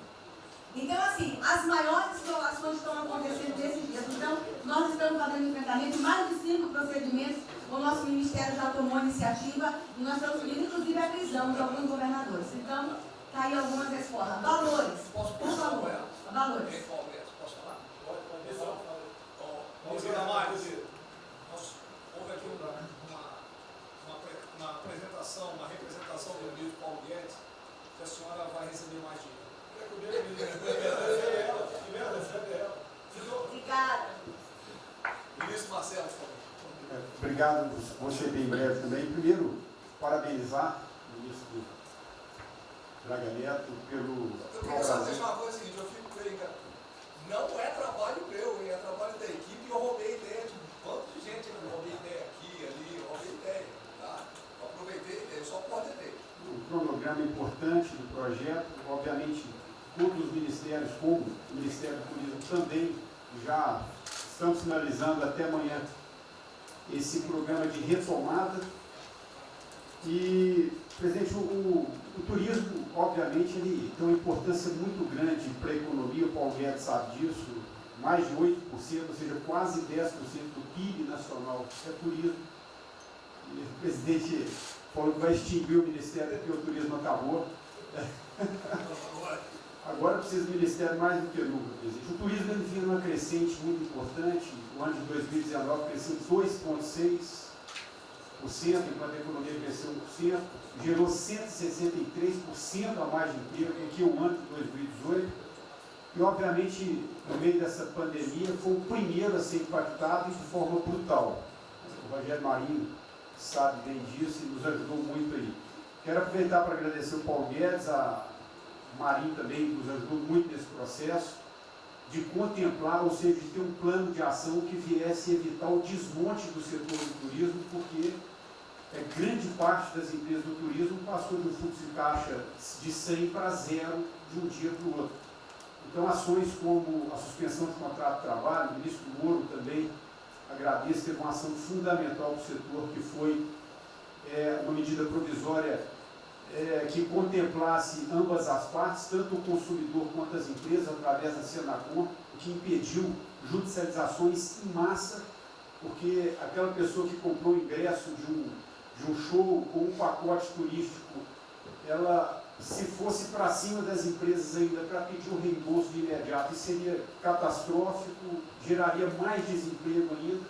Essa medida provisória garantiu que as empresas pudessem ter um fôlego, um prazo aí de até 12 meses para fazer esse reembolso. O terceiro ponto foi a questão dos créditos, que está terminando de ser fechado junto ao BNDES. Agradeço muito aí também o Montesano, a Caixa Econômica também, o Pedro, o ministro Paulo Guedes, que o entrave maior estava na questão das garantias, mas a gente está conseguindo finalizar esse modelo de crédito para contemplar a todos, desde o MEI ao micro, pequeno, médio, o grande empresário no Brasil do setor do turismo. O setor, presidente, ficou muito feliz, se sentindo contemplado com todas essas ações e medidas por parte do governo federal. O setor do turismo no Brasil fizeram cartas com as principais associações agradecendo a postura do governo federal em relação a isso. Eu quero, presidente, falar um assunto aqui que talvez seja muito polêmico, mas eu acho que é importante esse debate nesse momento. Aí eu falo também para a ministra Damares, que eu sei que é uma pauta muito sensível também a ela, que é a questão, presidente, porque o Ministério do Turismo agora tem que ter um planejamento, um plano de atração de investimentos, que é o que gera emprego, renda, é o que ajuda, obviamente, a economia do Brasil. E para isso, presidente, eu acredito que é um momento propício nesse planejamento da retomada discutir os resorts integrados. Não é legalização de jogos, não é bingo, não é caça-níquel, são resorts integrados. Obviamente, presidente, uma pauta precisa ser construída, ainda mais estou olhando para o cara aqui para mim. A pauta precisa ser construída com as bancadas da Câmara, tanto a evangélica quanto a católica, mostrando ou desmistificando vários mitos que giram em torno disso. Não sei se o ministro Paulo Guedes concorda. Nós temos a possibilidade de atrair pelo menos 40 bilhões de dólares para o Brasil só de outorgas, de investimentos imediatos para essa pauta. Mas o que precisa ser feito, presidente, é realmente desmistificar a questão de evasão de divisas, de lavagem de dinheiro, de tráfico de drogas, e para isso eu sugeriria que nesse debate pudéssemos contar com o Ministério da Justiça, através da Polícia Federal, o Ministério Público na mesa, a Receita Federal, os órgãos de controle, mas obviamente, presidente, uma pauta que só levaremos para frente se a gente conseguir pacificar ou nos fazer entender pela bancada evangélica, pela bancada católica, para que não haja uma distorção na comunicação disso. Tem que ser um projeto muito bem feito, que eu acredito que pode ser, nesse processo da retomada, uma grande oportunidade para o Brasil atrair grandes complexos, dos quais apenas 3% são utilizados para os cassinos. E outra, isso não tem impacto diretamente nenhum na família dos trabalhadores brasileiros. Tá diabo. Não, ainda tem isso não. Eu vou ter que começar a desmistificar para dar mais aqui. Estou vendo isso. Então, presidente, aqui, não estou dizendo que a gente tem que colocar isso como um projeto de governo, obviamente, mas abrir esse debate em torno dos resorts integrados. E para finalizar, presidente, o ministro Nelson, prazer estar aqui com a sua primeira vez. A gente fez um projeto muito bem elaborado, dentro do comitê de operações, que visa fazer com que os hotéis possam abrigar os profissionais de saúde, e só os profissionais de saúde. A questão do anterior do Ministério, por 2 vezes eu mandei a mensagem, não se manifestou, não se interessou, mas eu acredito que é um projeto que pode, sobretudo, trazer para o governo federal uma boa visibilidade com essa preocupação de quem está na linha de frente de combate, que são os profissionais de saúde. Visando 2 coisas, eu já vou terminar, que é primeiro melhorar essa logística do profissional de saúde, que sempre tem um hotel próximo ao hospital, aos hospitais, e também a preservação da família desses profissionais, mostrando, obviamente, a sensibilidade do presidente Jair Bolsonaro na preocupação com essas vidas desses profissionais. Obrigado. Parece que é hoje, às 16 horas. Hoje, então, é uma reunião marcada para a gente discutir isso aí. Obrigado. Saúde e turismo. A gente dividiu. Penúltimo debatedor, ministro Vaidal. Obrigado. Em 3 anos, Fica lá no penúltimo. Obrigado. Em 3 anos, através do Onix, eu conheci o presidente. Nesses 3 anos eu não pedi uma única conselho, não tentei promover minha carreira, me ferrei na física, ameaça de morte, na universidade, e o que me fez, naquele momento, embarcar junto, era a luta pela liberdade. Eu não quero ser escravo nesse país. E acabar com essa porcaria que é Brasília. Isso aqui é um campo de corrupção, de privilégio. Eu tinha uma visão extremamente negativa de Brasília. Brasília é muito pior do que eu podia imaginar. As pessoas aqui perdem a percepção, a empatia, a relação com o povo. Se sentem inexpugnáveis. Eu tive o privilégio de ver a mais da metade aqui desse time chegar. Eu fui secretário executivo do ministro Onix. Eu acho que a gente está perdendo um pouco desse espírito. A gente está perdendo a luta pela liberdade. É isso que o povo está gritando. Não está gritando para ter mais Estado, para ter mais projetos, para ter mais... O povo está gritando por liberdade. Ponto. Eu acho que é isso que a gente está perdendo. Está perdendo mesmo.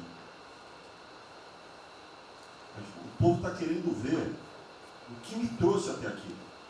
Eu, por mim, botava esses vagabundos todos na cadeia. Começando no STF. E é isso que me choca. É só isso, presidente. Eu realmente acho que toda essa discussão de vamos fazer isso, vamos fazer aquilo, eu vi muitos ministros que chegaram, foram embora. Eu percebo que tem muita gente com agenda própria. Eu percebo que tem, assim, tem um jogo que é jogado aqui, mas eu não vim para jogar o jogo. Eu vim aqui para lutar. E eu luto e me ferro. Eu estou com um monte de processo aqui no Comitê de Ética da Presidência. Eu sou o único que levou processo. É um absurdo o que está acontecendo aqui no Brasil. A gente está conversando com quem a gente tinha que lutar. A gente não está sendo duro bastante contra os privilégios, contra o tamanho do Estado. E eu realmente estou aqui de peito aberto, como vocês sabem disso. Levo tiro, odeio o Partido Comunista. Ele está querendo transformar a gente numa colônia. Esse país não é. Odeio o termo povos indígenas, odeio esse termo, odeio. Povos ciganos, só tem um povo nesse país. Quer, não quer ser de ré. É povo brasileiro, só tem um povo. Pode ser preto, pode ser branco, pode ser japonês, pode ser descendente de índio, mas tem que ser brasileiro, pô. Acabar com esse negócio de povos e privilégios. Só pode ter um povo. Não pode ter ministro que acha que é melhor do que o povo, do que o cidadão. É um absurdo, a gente chegou até aqui. O senhor levou uma facada na barriga. Fez mais do que eu, levou uma facada. Mas eu também estou levando quantidade e estou correndo risco. E fico escutando esse monte de gente defendendo privilégio, teta. Entendeu? É isso. Negócio, empréstimos. A gente veio aqui para acabar com tudo isso, não para manter essa estrutura. E esse é o meu sentimento extremamente chateado que eu estou vendo. Essa oportunidade se perder. Eu sou, evidentemente, eu estou no grupo dos ministros que está mais ligado com a militância. É evidente que eu era militante. Eu estava militando de peito aberto, continuo militando, do ponto de vista de carreira. Eu poderia ter tentado me dar bem. Não foi isso que eu fiz. Não foi isso que eu fiz. Sei que isso daqui é um palácio, existem intrigas palacianas, estou sendo muito franco. E a gente pode sim perder a liberdade, perder esse país. Ninguém vai se dar bem se a gente perder esse país. Quem vai se dar bem são pouquíssimas famílias. Pouquíssimas famílias. Não se iludam. Não se iludam. É isso. Deixa eu complementar aqui. O que o Ventório está falando, eu estou com 65 anos, a gente vai se aproximando do que não deve. Eu já tenho me policiado tocante a isso daí. São pessoas aqui em Brasília, os três poderes, que não sabem o que é povo. Eu converso com alguns, não sabem o que é um feijão com arroz, não sabem o que é um supermercado, esqueceu. Acho que o dinheiro cai do céu. Eu estou com meus privilégios garantidos, meus 100 mil por mês, em média, 100 mil por mês, né? Legalmente. E acho que isso não vai acabar nunca. Como alguns acham que a liberdade, qual é desse cara? Tá maluco? Eu estou vendo mais antigo aqui, o João Helena aqui. Ele sabe o que foi 64. Muitos aqui não sabem. Essa cambada que tentou chegar no poder de 64, se tiver chegado, ele estava fudido todo mundo aqui. Cortando, ele estava felicíssimo cortando cana, ganhando $20 por mês. Não pode esquecer disso. Nós não podemos esquecer o que é esse povo.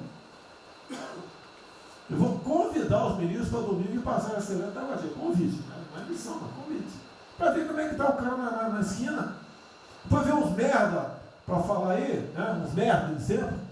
O cara rompeu o isolamento, tá dando peça. Tem peça pro cacete, pô. Tá passando fome, tá na merda, pô. Sentiu o cheiro de povo. Como eu falei, lá. É uma experiência para todo político sentir. E lá ver como é que está o negócio. Ou a gente tem que estar como se fosse, né, um general na retaguarda e deixar a tropa se ferrar na frente. Não, o general está na frente, o coronel está na frente, o capitão está na frente. Nós, heróis da Segunda Guerra Mundial, estiver na frente do campo de batalha. Simples aqui, tenho certeza, nas Forças Armadas vão cumprir com o seu papel, mas, né, nós temos que dar exemplo e mostrar que o Brasil não é. Eu sou mais educado que o Ventral, até me polir muito, né, o linguajar que ele usou, mas não é isso. Que o pessoal pinta por aí, se reunindo de madrugada, para lá, para cá, cima de informações. O meu funciona. O meu particular funciona. Os que tem oficialmente desinformam. E voltando ao tema, eu prefiro não ter informação do que ser desinformado por cima de informações que eu tenho. Então, pessoal, muitos vão poder sair do Brasil.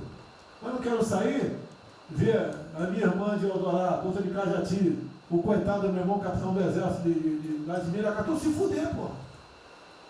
Como é perseguido o tempo todo. É a posta da Folha de São Paulo, diz que meu irmão foi expulso de um açougue em Registro, que estava comprando carne sem máscara. Comprovou no papel, estava em São Paulo esse dia. O dono do restaurante, do açougue, falou que não estava lá. E fica por isso mesmo, isso aqui é problema dele, né? Mas é putaria o tempo todo para me atingir, mexendo com a minha família. Já tentei trocar gente da segurança nossa no Rio de Janeiro, oficialmente, e não consegui.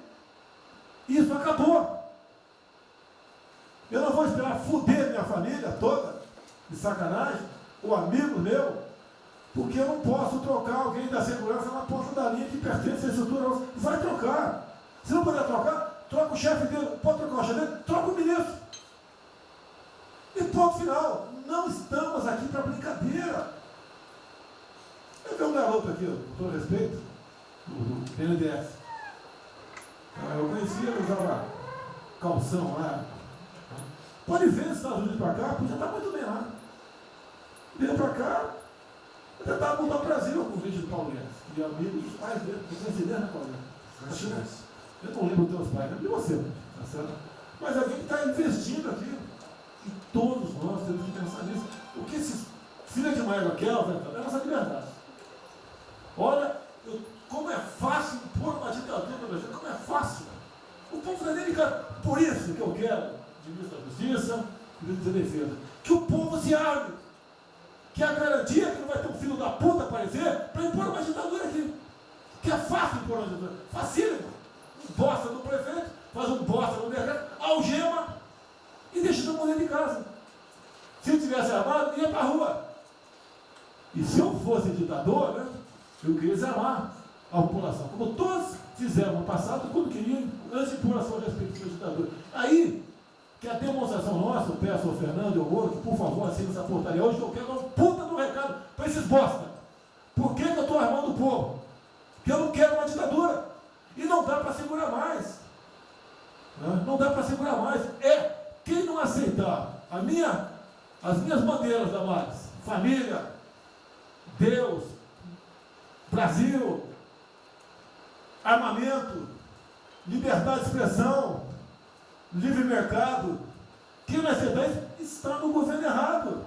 Espere para 22, né, o seu Álvaro Dias, espere o Alckmin, espere o Haddad, ou talvez o Lula, né? E vai ser feliz com eles, pô. No meu governo está errado. É escancarar a questão do armamento aqui. Eu quero todo mundo armado. Que o povo armado jamais será escravizado. E que cada um faça, exerça o seu papel, se exponha. Aqui eu já falei. Pede o ministério quem for elogiado, pela Folha e pelo Globo. Pelo antagonista, tá? Então tem certos blogs que só tem notícia boa de ministro, não sei como. O presidente é uma porrada, o ministro é elogiado. A gente vê por aí, o governo, o Ministério do Bem, apesar do presidente. É pra puta que eu pariu, porra. Eu disse, cadê o time, porra? trocamos sim, espero trocar mais ninguém, espero. Mas nós temos que, na linha do Van Trump, de forma mais educada um pouquinho, se preocupar com isso. O que os caras querem é a nossa hemorroida, é a nossa liberdade. Isso é uma verdade. O que esses caras fizeram com o vírus, esse bosta desse governador de São Paulo, esse estrume do Rio de Janeiro, entre outros, é exatamente isso. Aproveitaram o vírus, está um bosta do prefeito lá de Manaus agora, abrindo cobras coletivas. Um bosta, que quem não conhece a história dele, procure conhecer, que eu conheci dentro da Câmara com do meu lado. E nós sabemos que a ideologia dele e o que ele prega. E que ele sempre foi. O que está aproveitando agora, um clima desse, para levar o terror no Brasil. Então, pessoal, por favor, se preocupe, que é mais importante que a vida de cada um de vocês, que é a sua liberdade. Se não me preso, não vale porra nenhuma. Bom, presidente, esses valores, esses princípios, e o alerta do Grande é válido também, como sua evocação, é que realmente nós estamos todos aqui por esses valores. Estamos aqui por esses valores. Nós não podemos esquecer disso. Nós podemos conversar com todo mundo aqui, porque é o establishment, porque nós precisamos dele para provar coisas, mas nós sabemos que nós somos diferentes. Nós temos noção que nós somos diferentes deles. E quando eles cruzam a linha, a gente solta a mão e sai andando sozinho. Enquanto eles estiverem no trilho conosco, no caminho, fazendo as reformas que nós prometemos, nós estamos juntos. Mas que o cara soltou a mão, passou para o lado de lá, deixa o cara sozinho, a gente continua sozinho e vai procurar outra conversa, em outro lugar. Então, eu acho que manter essa ideia que nos trouxe aqui, e eu tenho dito isso em todo lugar, e lá fora, eu converso, semana passada eu conversei com os ministros da Fazenda do G20, conversei com os ministros também de Economia dos BRICS, e a mensagem que eu levo é sempre a mesma: o Brasil vai surpreender o mundo. Vocês duvidaram da nossa democracia, duvidaram do nosso presidente é democrata e vai fazer as mudanças. E aprovamos a reforma da Previdência no ano passado, enquanto os franceses fizeram passeadas com outra reforma da Previdência. Agora, não é uma coisa, por exemplo, nós vamos continuar aprofundando as reformas, nós vamos seguir. Eu conheço todas as histórias de reconstrução por profissão, obrigado a estudar isso, a reconstrução da Alemanha, na Segunda Guerra, a Primeira Guerra com Chaves, a Segunda Guerra com o Ludwig Erhard, a reconstrução da economia do Chile com os caras de Chicago, todos os casos, o caso da fusão das duas Alemanhas. Eu conheço profundamente, um detalhe, não é de ouvir falar, de ler 8 livros sobre cada reconstrução dessa. Então, eu li James 3 vezes no original antes de eu chegar a Chicago. Então, não tem blues, não tem dog, não tem blá blá blá. Tem estudos sobre todas as ocasiões. E nós vemos uma demonstração disso quando nós estávamos indo numa direção norte, com as reformas estruturantes, e de repente, em 3 semanas e meia, nós fomos para o sul. Nós fomos elogiados hoje lá fora, semana passada, todo mundo elogiando, fazendo referência, que o Brasil está à frente de todos os emergentes, e Paris passou ali, só está atrás um pouquinho dos Estados Unidos. Os Estados Unidos está naquele caso, que é um cara que tem a moeda forte, ele tinha 1 trilhão para cada problema que ele tem e ninguém reclama. Fizemos vários programas antes dos alemães, vários programas antes dos ingleses, vários programas, de todo tipo. Então, se não existe algo aqui, é dogma. Existe capacidade de trabalho, tem um grupo extraordinário que eu tenho. Então, nós atacamos em todas as direções. Primeiro, o campus foi lá e reduziu os compulsórios em 200 milhões. Logo depois, nós não tínhamos espaço constitucional, fizemos antecipações de benefícios e diferimento de impostos, porque não tinha espaço constitucional. Logo depois, tivemos espaço pelo Supremo e pelo Congresso. Entramos nas constitucionais, gastamos 300 e poucos bilhões, que não é muito. Tem uma ideia, o último déficit do governo Temer foi 160. Nós gastamos 300. Não gastamos tanto assim, mas atingimos 50 milhões de brasileiros, como diz lá o Pedro. 70 milhões de brasileiros. Lançando essa camada para os mais frágeis, pegamos os idosos, pegamos as empresas, microcrédito, depois de de 0 a 360 mil, depois de 360 a 10 milhões. Montamos um comitê de bancos, estamos lá com o Montezano agora fazendo justamente a reestruturação. Não vai ter molezinha para a empresa aérea, para nada disso. É dinheiro que nós vamos botar usando a melhor tecnologia financeira lá de fora. Nós vamos botar dinheiro, vai dar certo, nós vamos ganhar dinheiro. Nós vamos ganhar dinheiro usando recursos públicos para salvar grandes companhias. Agora nós vamos perder dinheiro salvando empresas pequenininhas. Então nós estamos fazendo tudo by the book direitinho. Na conversa com os ministros da Fazenda lá de fora, eu disse que nós estamos com um déficit extraordinariamente alto esse ano, da mesma forma que eles, está todo mundo na mesma direção, só que nós caímos no chão, então uma confusão, tiro, porrada e bomba, mas nós não perdemos a busca. A gente cai, levanta e sabe para onde nós temos que ir. Nós não vamos perder a busca. Nós sabemos dos valores, sabemos dos princípios, sabemos o que nós estamos defendendo. Estamos defendendo liberdade, liberdade econômica, liberdade política. Nós sabemos o que nós estamos defendendo. E estamos agora, no meio dessa confusão, derrubando a última torre do inimigo. Uma coisa é que nós vamos fazer a reconstrução e a nossa transformação econômica. A outra coisa são as torres do inimigo que a gente tinha que derrubar. Uma era excesso de gasto com a Previdência, derrubamos assim quebrando. A segunda torre era os juros estão descendo, vão descer mais ainda. O Campos tem o mapa já, estamos descendo. Então, eu tenho uma ideia, o ano passado, para esse ano, 120 bilhões a menos de juros. Um plano Marshall por ano, sem de juros a menos.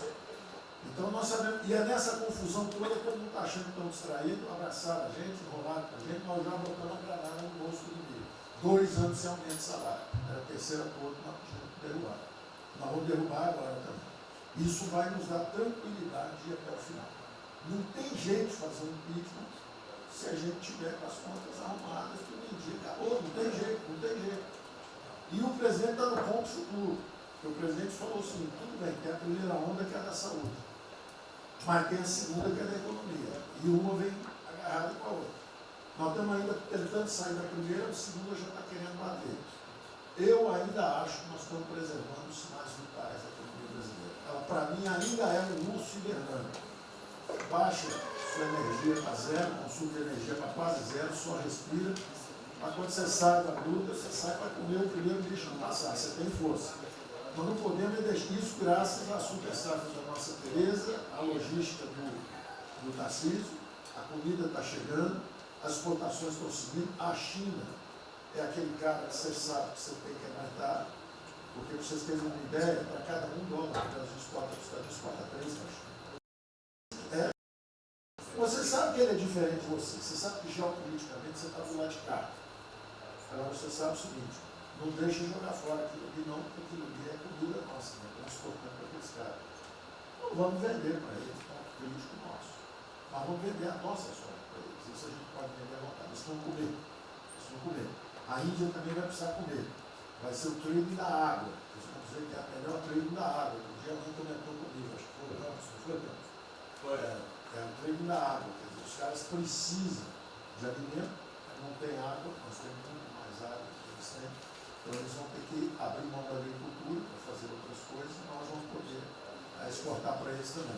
Então nós temos um mapa de voo bom, nós temos uma equipe jovem, preparada, todo mundo trabalhando junto, e nós não vamos perder o rumo, nós não podemos perder o rumo. Então vai ter muita conversa, vamos para cá, vamos para lá, vamos fazer isso, vamos fazer aquilo, não vamos perder o rumo não. Pode dar vestimento, bota peruca loura, passa batom vermelho, faz uma opção de coisa que for necessária politicamente, mas não vão perder o rumo econômico, não, nós sabemos onde nós estamos. Então, eu estou só dando uma mensagem de tranquilidade para todo mundo aqui, que é o seguinte, nós não estamos fazendo nada exótico, dogmático, nada disso. Nós estamos indo numa direção, fizemos o que o mundo inteiro fez, em 3 semanas e meia, nós fizemos o que o mundo inteiro fez, só que nós não vamos perder o rumo, não. Nós sabemos para onde nós vamos voltar já já. Tá certo? E se o mundo for diferente, nós vamos ter capacidade de adaptação. Por exemplo, eu já tenho conversado com o ministro da Defesa, já conversamos algumas vezes, quantos 200 mil, 300 mil, quantos jovens aprendizes nós podemos absorver nos quartéis brasileiros? 1 milhão? 1 milhão a R$200, que é o Bolsa Família, R$300, o cara de manhã faz calistenia, aprende civil, nutrição social como é que é o SPP, né? Organização Social e Política, né? Faz ginástica, canta o hino, bate continente de tarde, aprende a ser um cidadão, aprende a ser cidadão, disciplina, usar o tempo construtivamente, voluntário para fazer estrada, para fazer isso e aquilo. Sabe quanto custa isso? R$200 por mês, 1 milhão de cada, 200 milhões, pô. Joga 10 meses, 2 bi, isso é nada. Então nós vamos pegar na reconstrução, nós vamos pegar 1 bilhão, 2 bilhões e contrata 1 milhão de jovens. A Alemanha fez isso na reconstrução. Aí você também quer fazer estrada, precisa de 3, 4 milhões a mais, tem um orçamento de 8, toma aqui seus 4 milhões. Isso não faz falta. Não faz falta. Não é isso o problema. A mesma coisa o nosso problema do jogo, lá nos recursos integrados, não tem problema nenhum, são bilionários, são milionários, executivos do mundo inteiro. O cara vem, fazem convenções, olha, o turismo saiu de 5 milhões de Singapura para 30 milhões por ano. O Brasil recebe 6. Uma pequena cidade recebe 30 milhões de turistas. O sonho do presidente de transformar o Rio de Janeiro em Cancún, lá em Museu de Cancún, aquilo ali pode virar Cancún rápido. Entendeu? A mesma coisa Espanha. Espanha recebe 30, 40 milhões de turistas. Isso aqui é uma cidade da Ásia. Macau recebe 26 milhões hoje na China. Só por causa desse negócio. É um centro de negócio. É só maior de idade. O cara entra, deixa a grana lá, que ele ganhou anteontem, ele deixa aquilo lá, bebe, sai feliz da vida. Ele ali não atrapalha ninguém. Não atrapalha ninguém. Deixa cada um se fuder. Damares, o presidente fala de liberdade. Deixa cada um se fuder do jeito que quiser. Principalmente se o cara é maior, vacinado e bilionário. Deixa o cara se fuder. Lá não entra nenhum brasileirinho. Não entra nenhum brasileirinho desprotegido. Se a CGU tiver como controlar a entrada e a saída do dinheiro. Isso, então vamos lá. Se não tiver como lavar dinheiro sujo. Então, só para terminar as observações também finais ali, o Campos falou duas coisas também interessantes. Então, o Campos falou duas coisas interessantes ali. Uma é o seguinte, o estrangeiro para vir para fazer investimento, eu recebi o embaixador, já reportei isso para o presidente, eu recebi o embaixador dos Estados Unidos e ele veio conversar conosco. E a mensagem maior dele era uma só. Assim, olha, nós queremos um bom ambiente de negócio. Nós vamos colocar centenas de bilhões de dólares. O mundo inteiro quer investir no Brasil. Agora nós precisamos de um bom ambiente de negócio.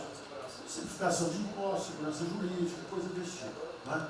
Então, o secretário do Comércio americano, que é o Wilbur Ross, o cara me disse o seguinte, eu só tenho um conselho para vocês. Vamos aderir ao GPA, é o General Purchasing Agreement, que é o seguinte, é um acordo, nós com a entrada na OECD, nós assinamos esse acordo, e esse acordo diz o seguinte, não pode haver nenhuma compra governamental sem transparência. Acabou. Então não basta a gente fazer isso, quer dizer, vai fazer concorrência para concessão, privatização, então nós já estamos na pista certa, já estamos indo na direção certa. Só uma informação sobre isso aí, eu fiz uma reunião com o pessoal da CDE essa semana, agora foi semana passada, falando do nosso interesse, eles falaram que já nos consideram da CDE. Sim. Tá? Então, os ministérios, estou falando isso porque vários ministérios têm uma pauta a cumprir. Vamos continuar nisso porque vamos dizer, a impressão foi excepcional. Isso. Só um dado aqui do ACDE, rapidamente do ACDE, estamos com apoio. Não, o embaixador disse isso. O embaixador disse, nós não podemos perder a oportunidade do presidente está tão próximo aqui. Os nossos dois presidentes estão próximos. Nós não podemos perder essa oportunidade. O presidente da OCDE disse que realmente os Estados Unidos, que eram, vamos dizer assim, tinha uma certa objeção, agora já está favorável. Ministro, é só um dado, a OCDE, 90% dos países que hoje integram a OCDE já contam com os resorts integrados. Os outros 10% são muçulmanos. 88% tem um ensino domiciliar, então a gente vai entrar para a MD hoje lá, tá? Vamos escolher. Vamos escolher. Pronto, obrigada.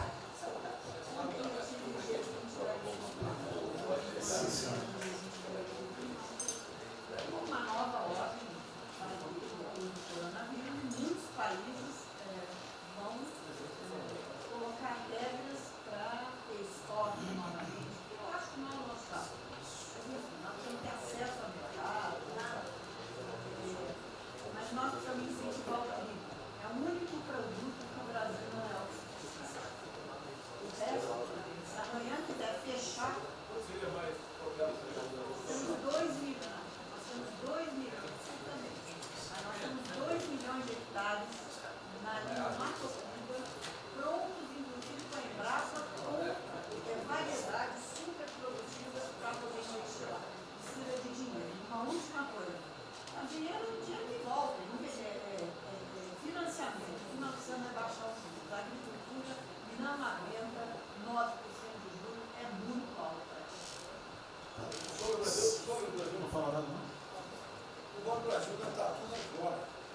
Banco do Brasil não está tudo em cobra, não precisa nem privado nem público. Então, se for apertar o Rubem, coitado, ele é super liberal. Mas se apertar ele e falar, bota o juro baixo, eu não posso, senão a turma, os privados, meus minoritários me apertam. Aí você fala assim, bota o juro alto, eu não posso, porque senão o governo me aperta. O Banco do Brasil é um caso pronto de privatização. É um caso pronto, e a gente não está dando espaço.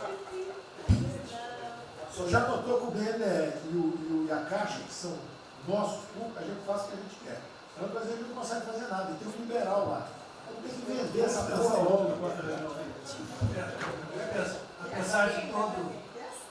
Apesar de todo aumento de risco que passou a haver no sistema bancário, o Banco do Brasil está expandindo bastante seus empréstimos e a agricultura, a ministra Tereza Cristina testemunha aqui de que o apoio está sendo muito grande e nós estamos numa situação confortável, ministro, porque, primeiro porque em termos de liquidez, o público vê o Banco do Brasil como um porto seguro. Então, nós não estamos tendo problemas que outros bancos estão tendo, de preocupação com a liquidez do banco, com a rigidez do banco. E na nossa formação de resultado, as pessoas físicas não têm um papel preponderante dentro do Banco do Brasil. E nós temos a felicidade, nesse momento, de contar com folhas de pagamento de empresas públicas, das Forças Armadas, né, que, em termos relativos, estão numa situação mais segura do que o cidadão comum, que não participa de empresas públicas. Mas só confessa o seu sonho. Confessa o sonho. Confessa o seu sonho. Em relação à privatização... Foi 23 a confessa, agora não. Em relação à privatização, eu acho que fica claro que com o BNDES cuidando do desenvolvimento, com a Caixa cuidando do fim da área social, o Banco do Brasil estaria pronto para um programa de privatização. Né? Mas isso a gente pode fazer. Só se discute, só se fala isso em 23. A gente pode fazer um dia um seminário aí, que possa escrever aí. Porque o Banco do Brasil, no passado, teve muitos privilégios pelo fato de ser público. Né? As folhas de pagamento vinham naturalmente do Banco do Brasil para a Caixa. A administração dos depósitos judiciais eram sempre do Banco do Brasil e da Caixa. Hoje isso tudo é processo de concorrência. Nós temos que pagar muito caro por esses antigos privilégios que não são mais privilégios. E fica só o lado ruim de ser estatal, pesando no Banco do Brasil. Porque a gente não tem a mesma facilidade de contratação, a gente não tem a mesma facilidade de demissão de maus funcionários e vai por diante. Quer dizer, tudo tem que se submeter ao governo, o Tribunal de Contas travando tudo. Né? O Tribunal de Contas, hoje em dia, é uma usina de terror. Se a gente faz alguma coisa, está arriscado dentro da cadeia. Se não faz, é processado por inação. Você não tomou as providências que tinha que ter tomado. Virou um terror isso. Se ficar o bicho pega, se correr o bicho come. Agora, se me perder, eu queria fazer uma observação rápida sobre a área de medicina. Eu acompanho os números diariamente. Eu vejo que os óbitos, eles chegaram diários, passaram de 200 durante alguns dias, 4, 5 dias, mais de 200 pessoas sendo mortas. De uns 4, 5 dias para cá, esses óbitos caíram bastante, já não chegam mais na casa dos 200.